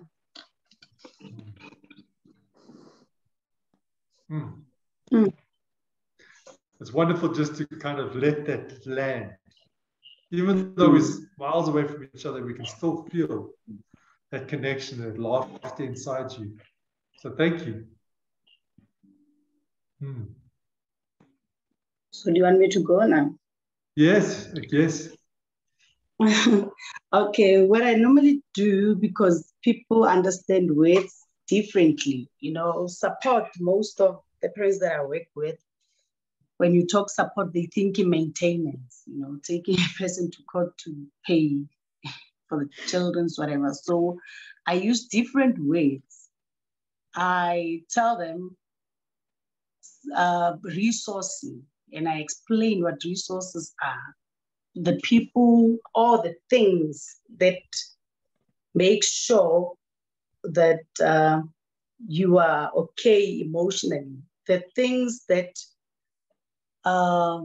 take care of your emotional well-being. And at the same time, I make them realize that if you are able to identify those that are at your back, you are able to look at your responsibilities in front of you. So I call them resources, things that take care of your well-being. And then the things that you take care of, I call them responsibilities. And then I map it when we're done. They write it down. I make them take an A3 and have it. On the other half, they write I and I give. And then they write down all the things that they get support from. On the left-hand side and on the right-hand side, they write all the things that they give support to. So we do not call it support, because most of the time you get people saying, no, I get it from SASSA, my grant, so it's only finances according to the people in my community. But when you map it and you put 3 people on the field, and then the person who's who's getting support of stands in the middle.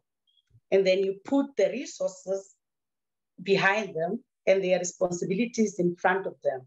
And you make them lean backwards. And then they realize that, oh, these are the things that when I fall, they actually catch me. So it's mostly actions that make them realize. And then I tell them to go home and do that at home.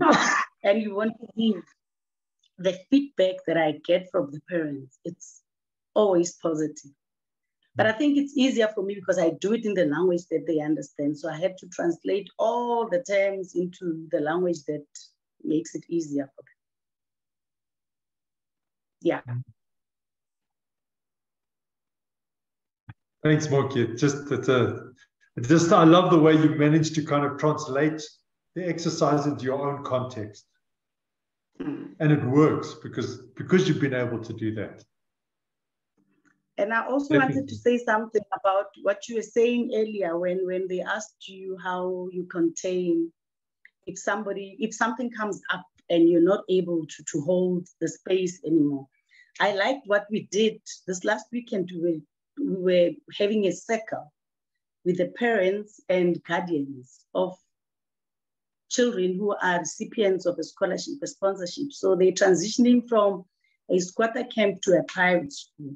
So we had 12 parents, guardians, because some of the children are orphans. They raised by their grandmothers. So the grannies were actually representing their grandchildren. And the first granny, when she started talking about, oh, this is not my child. Her mother passed on this year. And the other two looked at her. And now they resonated with whatever. It made it very easy for them to share what was going on in their lives. And because our container was so strong, but because it was too emotional, there's something that Ray added to the container that he called a white flag. When you feel that it's getting heated, just raise your hand, even if you're not the one who's feeling emotional at that point, but you can tell that something is going on in the circle. You just raise up your hand and say, no, let's stop for a bit. And then we do some stilling or grounding activity. And then only after that, we can move on and start with other activities. And when I do the circles, I tell the parents, this is not a workshop. It's not even a training. It's called a circle where everyone is going to share so that they feel important as well. Because when you say to people, this is a workshop, they feel, oh, that's the facilitator. She knows all the answers. And giving people places, I mean, recognizing the time that they've had on this earth, giving advice to the younger ones has actually helped a lot when you make people part of the circle. You call it a circle, you don't call it a training, you don't call it a workshop. They feel part of the circle. And you close the circle, we sit around. We do not sit on tables, we use chairs, we close it. And when one is left to go to the loo, they realize that the space, somebody is sitting on that space, they feel that they belong to the circle. So it took me a long time to do it. I've been doing this for 8 years now, but I'm getting better by day, and you learn by day, trust me. Yeah. So you never stop learning. Even now, Monkey, just listening to you, I go, oh, yes, yes, yes. I just like Tikil, you're so right. It's like you never stop learning. Each and every one, you learn something about yourself, about what works, what doesn't work. And the parents, they're there for you. You know, they're there for you. It's unbelievable. They're kind of there for your support, especially the Gogos, the older members in the group. They're really like they hold such a beautiful place in the circle. And I think, Monkey, when you talk about the circle like that, I don't know what other people how do other people resonate with that idea? That's not a workshop, that is not a training, it's a circle.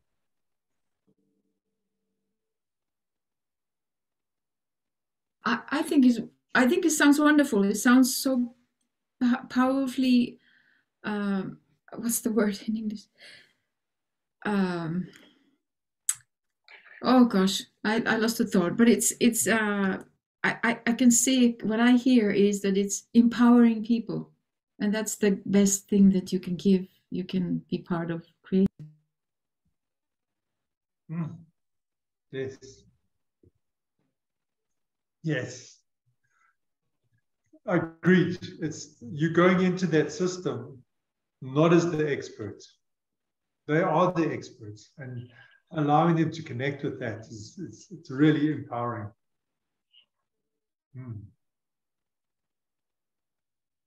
It would be wonderful to experience it. I mean, to be part of it first, you know, to be part of the container, and that somebody else is leading, you know, just to feel it, what happens then. I would really like to experience it. Oh, lovely.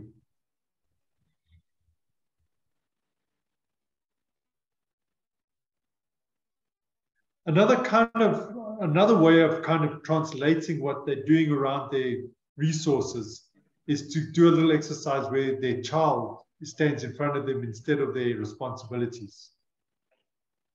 And then the child kind of gets a sense of the difference between when mom is supported and when mom's not, when dad's supported and when dad's not supported. And they can feel that sensation in their body when they recognize, oh my gosh, my mom's fine, she's supported. And it's quite amazing when you do it. Often when you start off, you have the parent in the middle with the child standing in front, and you say, how do you feel? And then they go, no, it's not, you know, I'm feeling a little bit, I'm okay. But then when you bring the resource in. Ray, are you talking about an actual child or someone representing the child? A representative of the child, yeah. Okay. And then that person reports back and says, oh my gosh, and I'm fine, it's not a problem.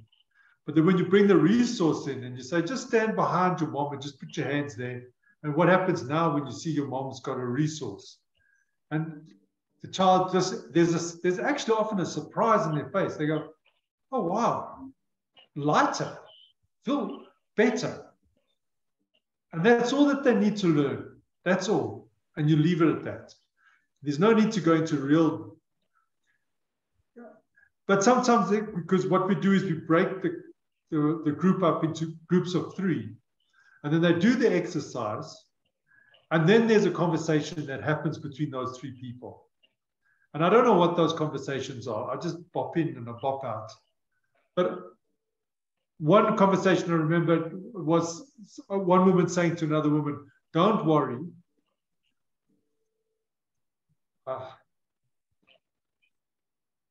From now on, I'll be your support. And that just, that was for them, but that was a jewel for me to hear that. And it was just simple, just from that exercise. Don't worry, from now on, I'll be your support. So it's really, it's a beautiful exercise, and it really solidifies that sense of connectedness that people experience and gives them that sense of hope. So can I add something here, Ray? Yeah. So for people who don't have that much experience with this kind of exercise, what you do is have a group of 3. One person represents the child, one person represents the parent, and one person represents the resource. So you would have everyone, all the parents, break up in groups of 3 and say, you're going to represent the child, you're, you know, each of that, and then say, first have the child stand in front of the parent and the resource stands off at the side, and ask the person representing the child, how does that feel for you? You're an adult, but how's that feel to, this is your mother or your father, your parent, and then they can report that. And then the person comes and stands, the third person comes and stands behind the parent as the resource, and then asks the person who's the parent representing the child, how is it for you now? I mean, you know, we could do that in breakout groups and try that, you know, at some point. I might, and that gives me something to do for another time, but, you know, to just get a sense of what that feels like, just like with this container exercise and holding a bead, and what is it like when someone turns their, like last week we did the exercise in time were the older ones, and then we did the bowing, we turned our videos off. You know, you could represent that in a Zoom thing, but it is more powerful to feel that in person for sure. Yeah. Okay, Ray, go ahead. Yeah. And can I just say something quickly? As Vishala was saying that they change roles in their groups, something came up this weekend when somebody said, you know what, I actually have never met my parents, but today just standing in a place where I'm a child and my parents are looking at me makes it feel like they're present here. Somehow magic happens. I don't know what happened in that person's body, but just that happened. And for me, as a person holding their space, you know, it made me feel good.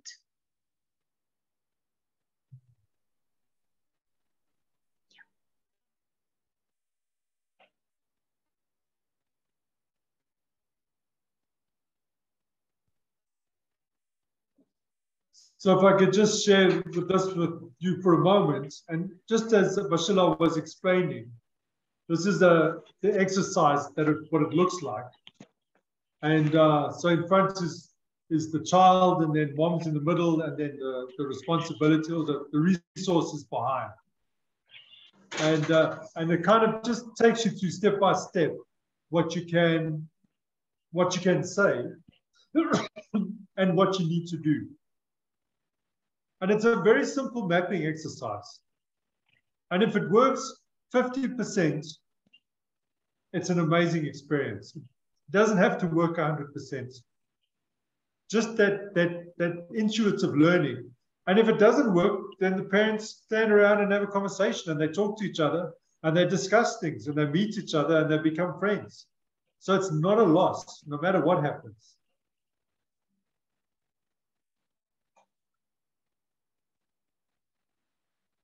Vishal, I'm not sure in terms of time. I see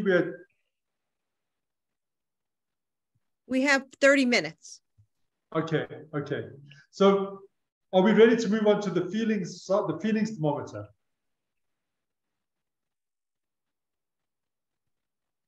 So part of what you want to teach the parents is the importance of feelings.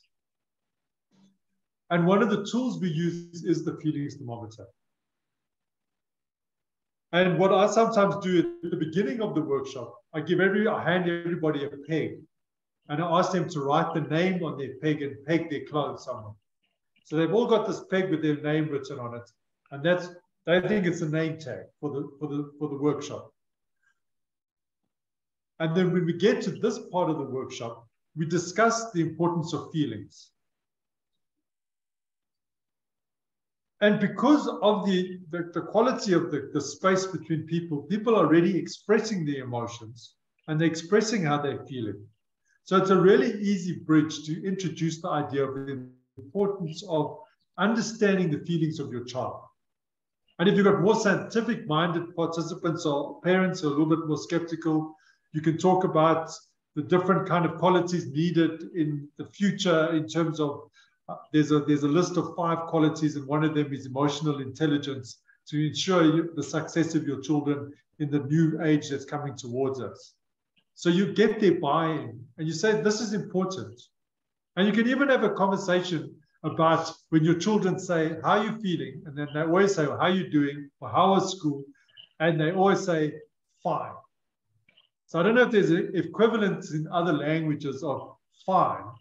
But generally, all the parents resonate with, when I ask my kid, how was your day at school? They always say, fine. That's a real cut. I'm not interested.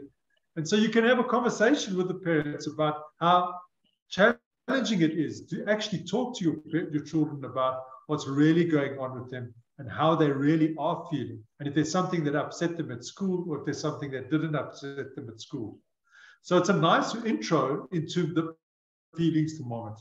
So you have the conversation around what do you do when you ask your kid, how are you doing? And they say, I'm fine. And at this stage, people are chatting and they're talking and there's cross-talking.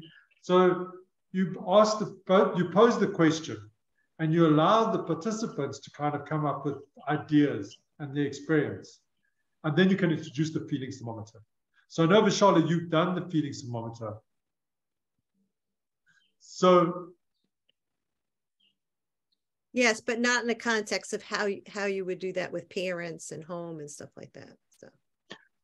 So like one of the Monkia, it was at one of the workshops that we did at Munseyville, and working at a casino, and she attended the workshop. And what she did she evolved the feelings thermometer. She had a journal, and then every night when she got home from work and her children were sleeping, she would write in the journal about how she was feeling. And then when the kids woke up and she was sleeping, the kids would then write in the journal how they were doing and how they were feeling. And then they would go to school. Then when she would wake up to go to work, she was able to open up the journal and see what they had written. And then she could either comment on what they had written, or she could write her own feelings in.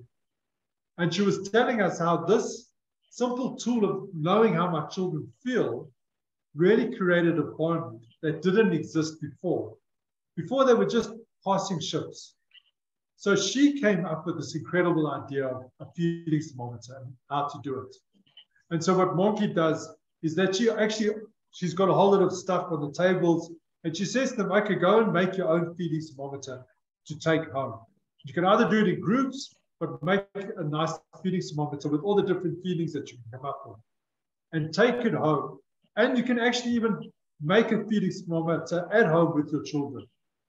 And so we also actually give them some colored paper, some string, some pegs, so that they can actually transition what they did on the workshop and take it home.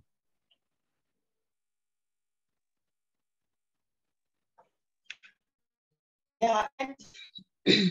But I saw as a teacher, when I was still teaching, I used the feelings thermometer in my grade 3 class. Normally, I had parents complaining a lot about things that I had to investigate and all. But after my parents to a feelings thermometer, they did it at home. I had one in class.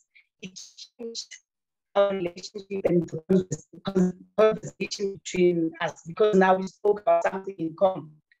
They would come in and tell me that the peg was on set for a few days, and I'll tell them in my class. So it made our relationship with parents very nice, because we had something to talk about instead of fighting about the child in class. And I really had a lot of feelings when I was a teacher. So I know what I'm talking about. Even with parents, it helped me. Because most of the time we refer kids, we refer them based on scholastic grade. But with the feelings thermometer, we need to identify children who needed emotional intervention and psychological, just through able to refer children to the district to be seen by psychologists, just through that, because I would use it with my, can everybody hear me? It was a little bit difficult. I guess the connection was a little bit difficult. Sometimes it's easier to drop the video, then the voice is stronger. I don't know how it is. Oh, okay. It's because it's raining outside. Do you repeat what you said? Because, yeah. Yeah, I'll try. Maybe you should turn off the video for a minute, and maybe the voice will come through better. Yes, I'm trying. And speak to the audio. To the speaker. Yeah. Yes. I'm saying when I used it in my classroom, I used it along with an observation book. I'll take notes of what is happening the whole week. And then it helped me a lot, especially with the referrals of the children who had problems emotionally and with their behavior. I hope it was clear. Vishala, you're unmuted. It sounds like you had not only the feelings thermometer, but you also had a journal that you would write down would you write down what you were noticing about the feelings with the kids in the room, or would you notice how they were using the feelings thermometer? That piece I didn't get. What I experienced with the children in the classroom. What I noted it down. What you experienced with the children. So it was about your feelings. Their feelings, wherever their peg was the whole week, I would note, I would observe and note. And when the parent would come in, take note of what they were telling me. They're using the feelings thermometer at home. Okay. So you were taking notes of how the parents were using the feelings thermometer at home, and you were also taking notes about what you noticed in the class too. Yes.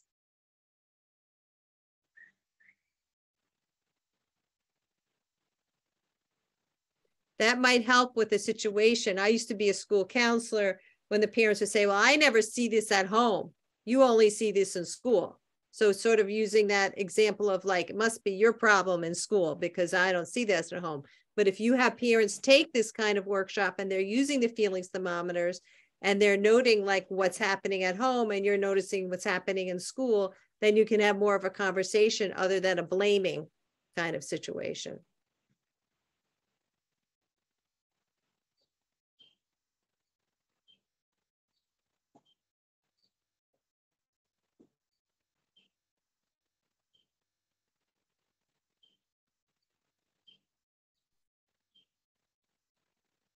Ray, you're muted.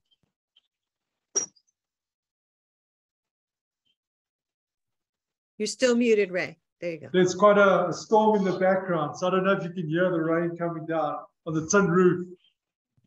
So that's why I muted myself. So I'm just, I know, Vishala, you shared about the feelings thermometer. I'm just curious, has anybody else in the group actually been able to use the feelings thermometer in your own context up to now?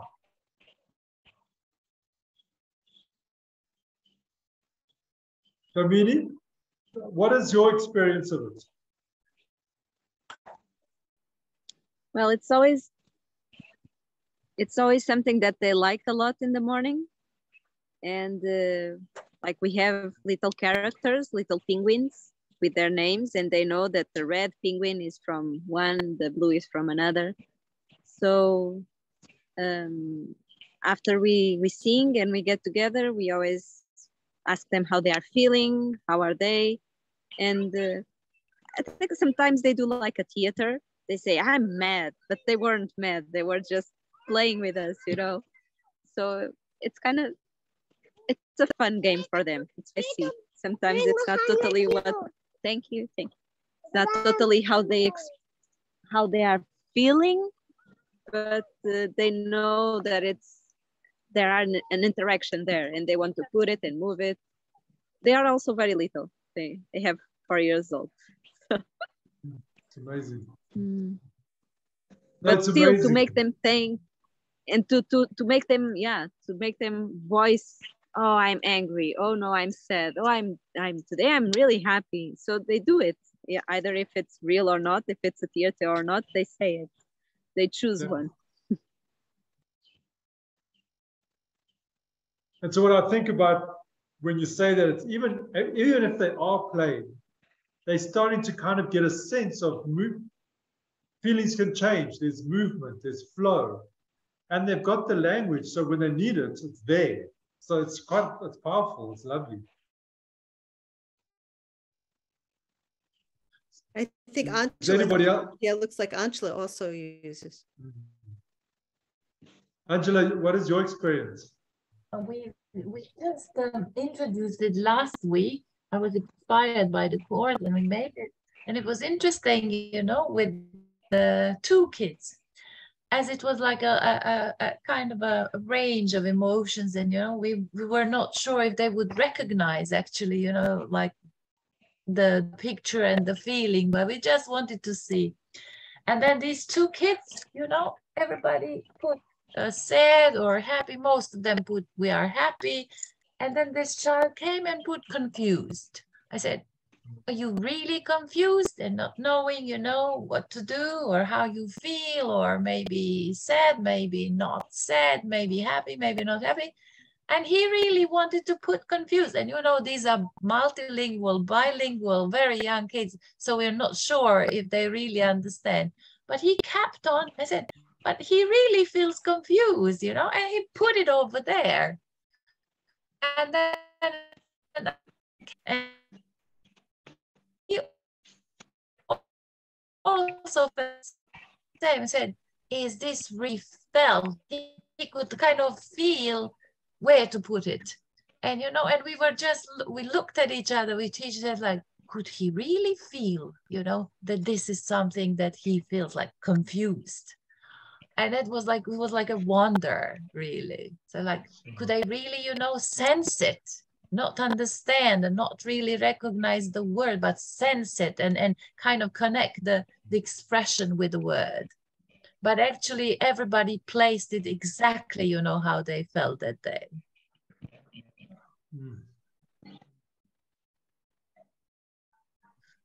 We had a nice experience. Yeah. I like how you were confused whether he knew what confused was or not.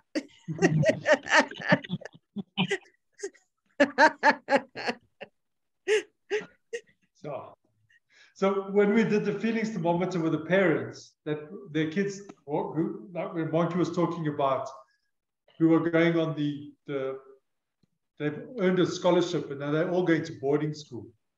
And so one of the parents said, we are very, very excited, but we're also anxious. And they were able to kind of articulate these mixed feelings about being excited about their children going and the anxiety that they felt about their children going. And so just that simple exercise opened up a huge conversation around the mixed feelings that they felt. And then it opened up the possibility of saying, well, how do you think your children feel now that they're leaving home? They're excited, they're confused. And it just opened up the possibility, and the parents were like, oh my gosh, we could actually have a conversation about how they feel and how it's possible to have these mixed feelings. And then also one of the suggestions was that they could actually make a feelings thermometer and their kids could take it with them to boarding school. And then they can take a little photo on their cell phone and send it back. But then there was a conversation, well, would they be allowed cell phones? But that's, you know, you had to park them. But the idea was, okay, they could use that feelings thermometer at boarding school to communicate their feelings to their parents back home. So it was a nice bridge between the two that the parents came up with, so, which was quite exciting.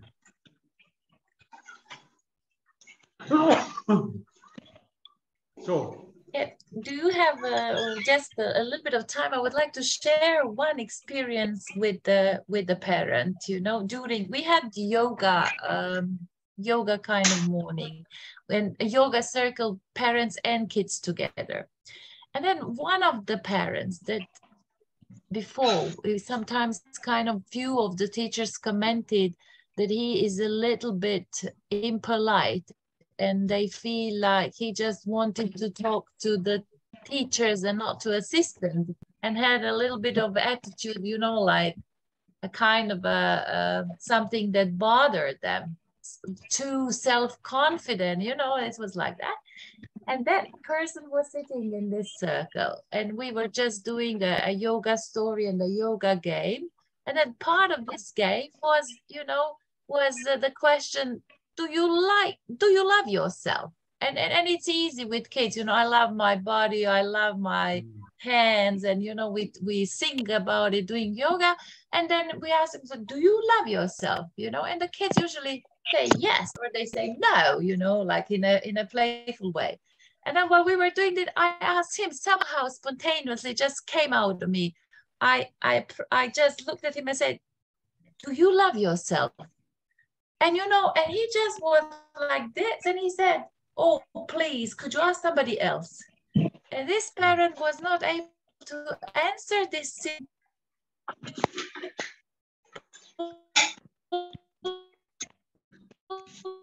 question, and you know, how insecure this person was. And I connected with him, because I realized, wow, you're just like a child, insecure inside. And then you look very strong and you want to give this impression. And then I connected, you know, I felt so kind of, I wanted to help. And I remember next day or a few days afterwards, I approached this father and asked, is everything okay with you? And he just said, oh, you know, my father passed away and I couldn't see him. It was Corona time. And, you know, and all this started opening. And since that day, I feel so connected with him. Like I always stop and I say, is everything okay? How are you? And he stops, you know. I said, it's only this simple, you know, a kind of a question, and his inability to say, yes, I love myself. And I expected, yes, I love myself, you know. This was the attitude. And he was like, no, could you ask somebody else?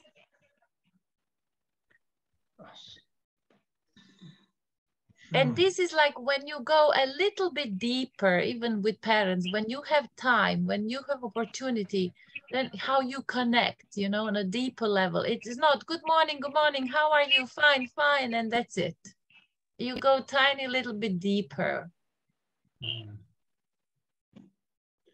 Angela, it's like when you start sharing these stories and you recognize the deepening, it's almost like you are on the workshop, on the circle. So you're connecting with more what's closer to your heart as you share it with the group. Because you kind of, yeah, no, this group is safe. I can share it with them. So it's almost, you are on the circle workshop. You are experiencing it. Yes, yes.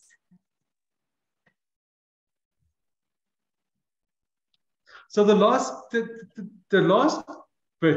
of the conversation that we have with the parents is this idea of belonging. And Angela, it's exactly where they land, with a sense of, gosh, we've been through this amazing experience together and we've connected. And it's almost a beautiful ritual of that belonging. Like kind of recognizing that we are all part of the same, we're all the same as. And then we do the spider's web. And then the spider's web is a beautiful opportunity for people just to kind of draw everything together and end. So like say, for instance, the spider's web, I don't know if you're familiar with the idea, you have a ball of string and you pass it across the room to somebody sitting opposite you. And you just tell them something that you value about them, that you've seen in them, that you kind of respect. And then that person then takes that ball of string and hands it over to somebody else. And so if I was doing this now with you, I'd say, okay, it's like we're coming to a close and our time together is nearly over. And we have been on an incredible kind of, we've been through a lot together. You know, we've shared a lot. We know each other now, like in the ways that we never knew each other before. And in a way, we just need to acknowledge that.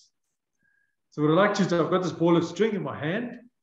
What I would like to just give this string to you, and I want you to hold one side. And as I give it to you, I'm just going to let you know something that I've seen in you that has kind of touched me, or something in you that I can honor and respect.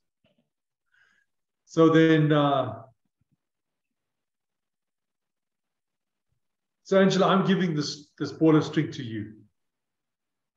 So I'll give it to you, and maybe in your hands you can lift up and you can take it from me. And I give it to you because I want to honor your sensitivity to causing harm and your concern that what you do may harm another person, and that you're cautious and that you just don't rush in to something without really being prepared. So I give that to you. And then, Angela, you can choose someone else in the group and you can give them the string.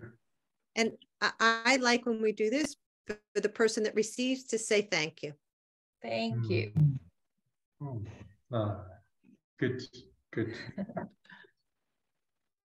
Okay.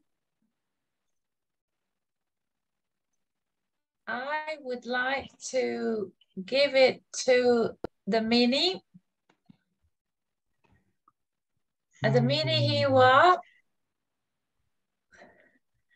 I would like to give it to you, and I would like to say that I'm inspired by your courage. And you're not afraid thinking about opening a new school, and I really admire your courage. Just go with it. You are. Thank you so much. You're welcome. Okay, so I will pass it to Anandi.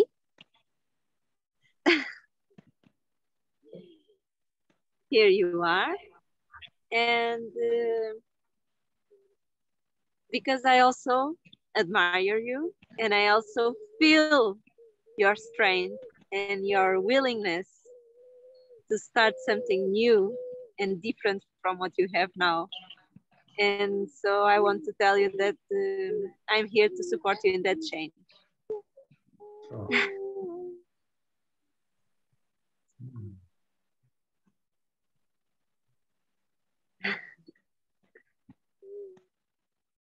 Your voice, Anand, is not on. I don't know why. I still speak at me. Still not, can't hear you.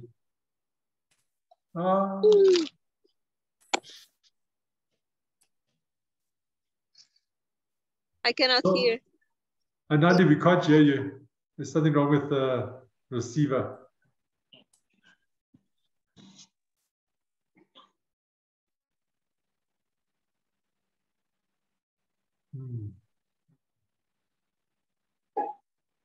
Oh, there's something.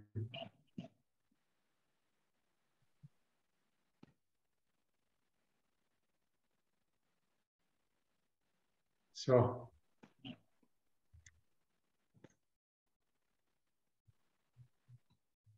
Maybe you're going to type it in the chat, huh? Yeah. Oh, that's the plan. More tech-wise than I am. I'm terrible with chats. I never read the chats. She's going to type it in now.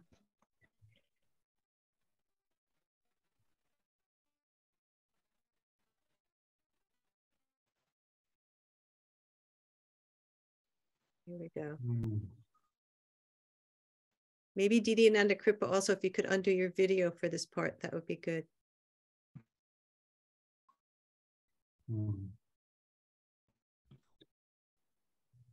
I'll do it later better.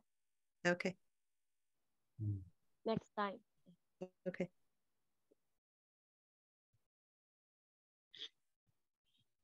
Sure.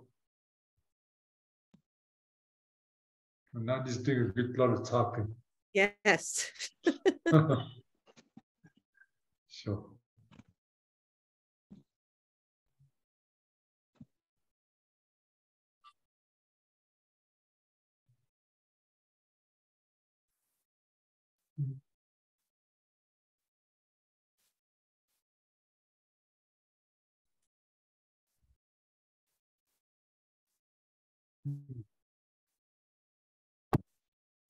That's it. Oh.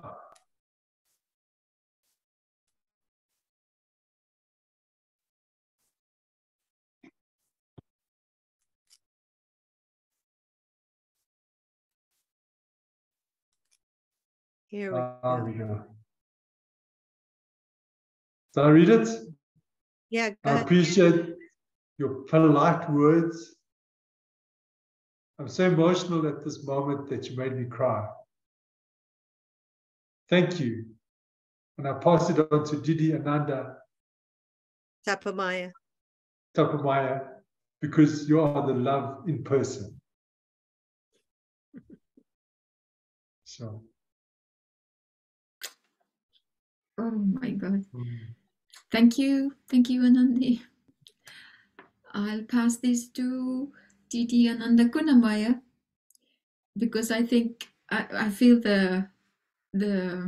she is in a hard place in West Africa, but she always finds the joy and creativity where she is, and she connects with people with that, with joy and connectivity and creativity. There you go, Didi.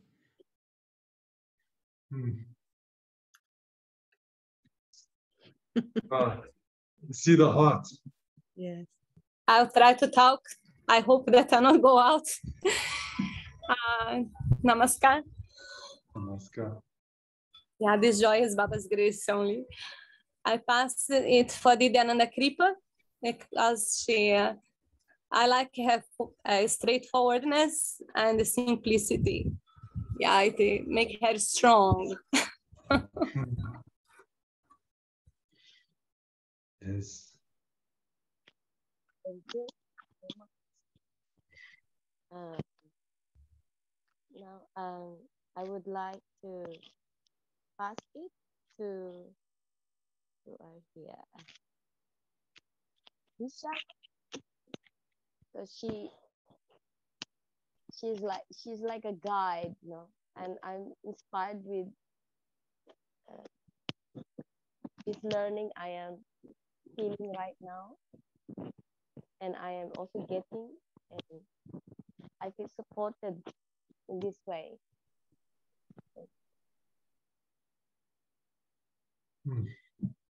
Thank you. Is that to me, Vishala? Is that what you said? Yes. Yes. Okay. Okay, I'm going to take it then. Thank you so much.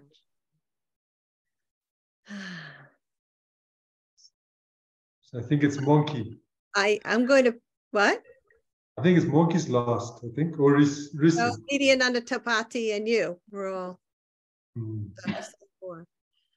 I'd like to pass it to Monkey, actually, because I am so inspired by the work that you're doing, like that you're going out in a place that probably everything that you're doing is very new on some level to them, but it also seems like there's such courage in the people you're working with to be with each other and share their emotions and to share their support with each other. And so it's very inspiring to me. And I really appreciate the effort it took to be here today, to stand in this place today. So thank you.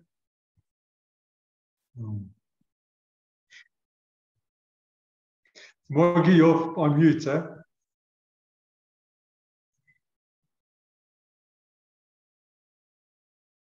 Think.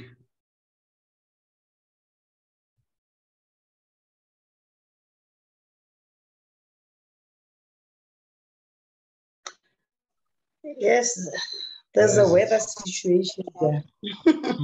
Can you hear me? Yes. I would like to give it to Didi Ananda Tapati, just for doing the work that I love so much. It's close to my heart, and I know that it's not easy to do the work that we're trying to do in the world.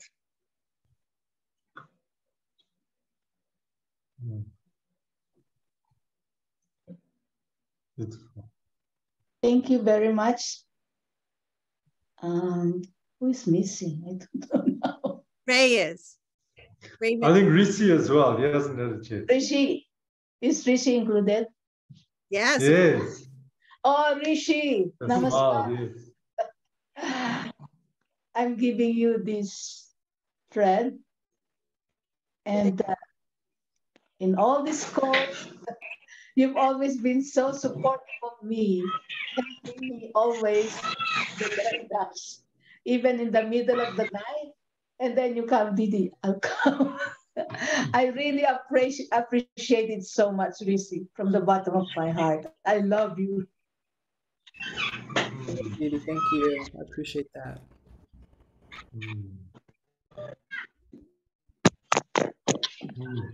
So, Ray, this is my first time meeting you.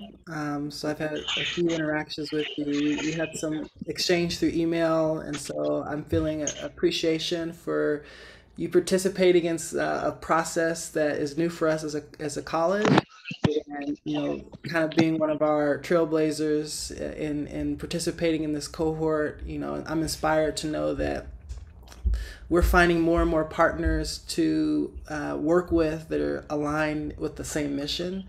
And so I'm just excited to see how this partnership can continue to develop and how we can continue to learn and grow. So thank you. I appreciate you helping to facilitate that partnership and bringing even Monkey, I think, is a part working together with all of you coming. So I appreciate that and offer my appreciation. Thank you. So what I want you to do now is just almost like hold up your part of the string so that everyone can see it. And then just look at the person that gave it to you. And as you look at that person, you can give the string a little tug so you can feel the connection. And then you can also even maybe just look at the person that you gave it to as well, and just keep those two people in mind as you just give that string a little tug. You might even feel the tug in your heart, that heart tug. Did you realize that we're all so connected with each other right now? Got the string and we're holding it across the globe, and yet we're connected, and we all belong. As you pull on the string, you can feel that kind of, you can feel the tension that we hold between us. And we can honor it, so we can choose actually to honor it. And even recognizing the thing around resources, like this is a resource. Our single-mindedness, our passion for children, for being parents, that's a resource, and we can connect with each other. And as one guy once said on a group, he was a mathematician, he says it's like vectors, and they all intersect so many different ways. And no matter where we go on with our lives, we go on with our missions, we do what we need to do. But there's always this somewhere that happened. There's always this that doesn't change. And we can always lean into it and take it. And just pull a little bit. So you can just look at the person who gave you the string and you connected to, and those that are around you. Just give that string a tug. Yeah, thank you. Thank you very much for being so kind and listening so beautifully. Thank you very much. Thank you, Raymond and Monkey, and thank you for just so you know, you're coming into a group that's been together for 1.5 years in a cohort, and you just came right in with us, and we're very grateful to you. So anyone wants to put a comment in the chat so they can read it, you can go ahead and do that now.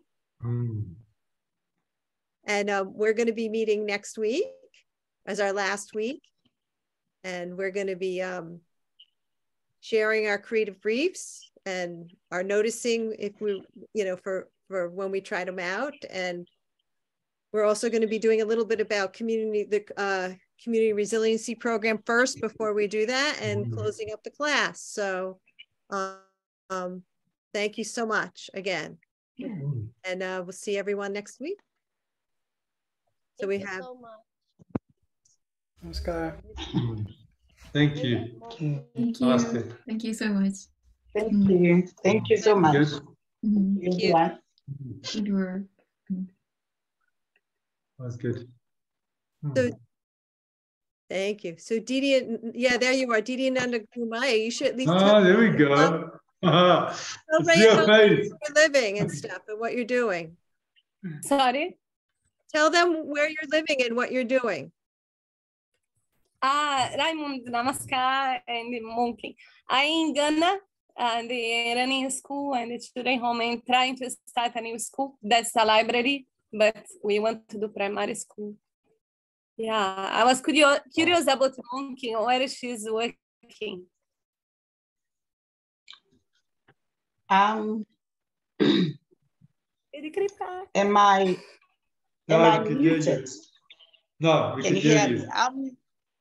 Okay, I'm in South Africa in the Northwest Province, where I'm working with parents. I'm doing parenting circles. And I also go to Gauteng now and then. Did you hear Because me? we are sharing, I thought maybe we needed to exchange contact and we can maybe do some networking. Not a problem at all. You can get my things. Raymond will send you my email address and my number. Yeah. If you send it to me, Ray, I'll get it to her. Okay. Yeah. Also, yeah, I'll do that. I'll do that. It was special because on Saturday we have a PTA with parents here just to talk about school fees, and I was feeling I need to do more with them. And then this class today is always like in the flow. Okay. It's so funny when you say that. We had one comment, often the comments, like when you say we're having a meeting with the parents from 9:30 to 12:30, and then especially the fathers say, when we arrive, you said, what are we going to talk about for 4 hours? And then after the meeting, they go, oh, wow, now I understand why the meeting was 4 hours. So you can do, if you did this with them, they would love it. I hope I can get your class in the reading because I couldn't enter. I lost almost half of your class. So I think it is in online. It'll be recorded on YouTube because Reese recorded it for tonight. So I'll make sure you get the link. And also are you able to get into LearnDash? Because the manuals that they did are you can't get into LearnDash? Yeah, the homework are not possible to open, but I'll see the materials. And you know something, email them if you can't get them from LearnDash, then I'll find a way to get them to you. Okay. And Didi, after I stop the recording, we can, if you have 5 minutes or so, I can stay on just to work with you. Okay. Here? Yes. Oh, in WhatsApp. Okay, perfect. Okay.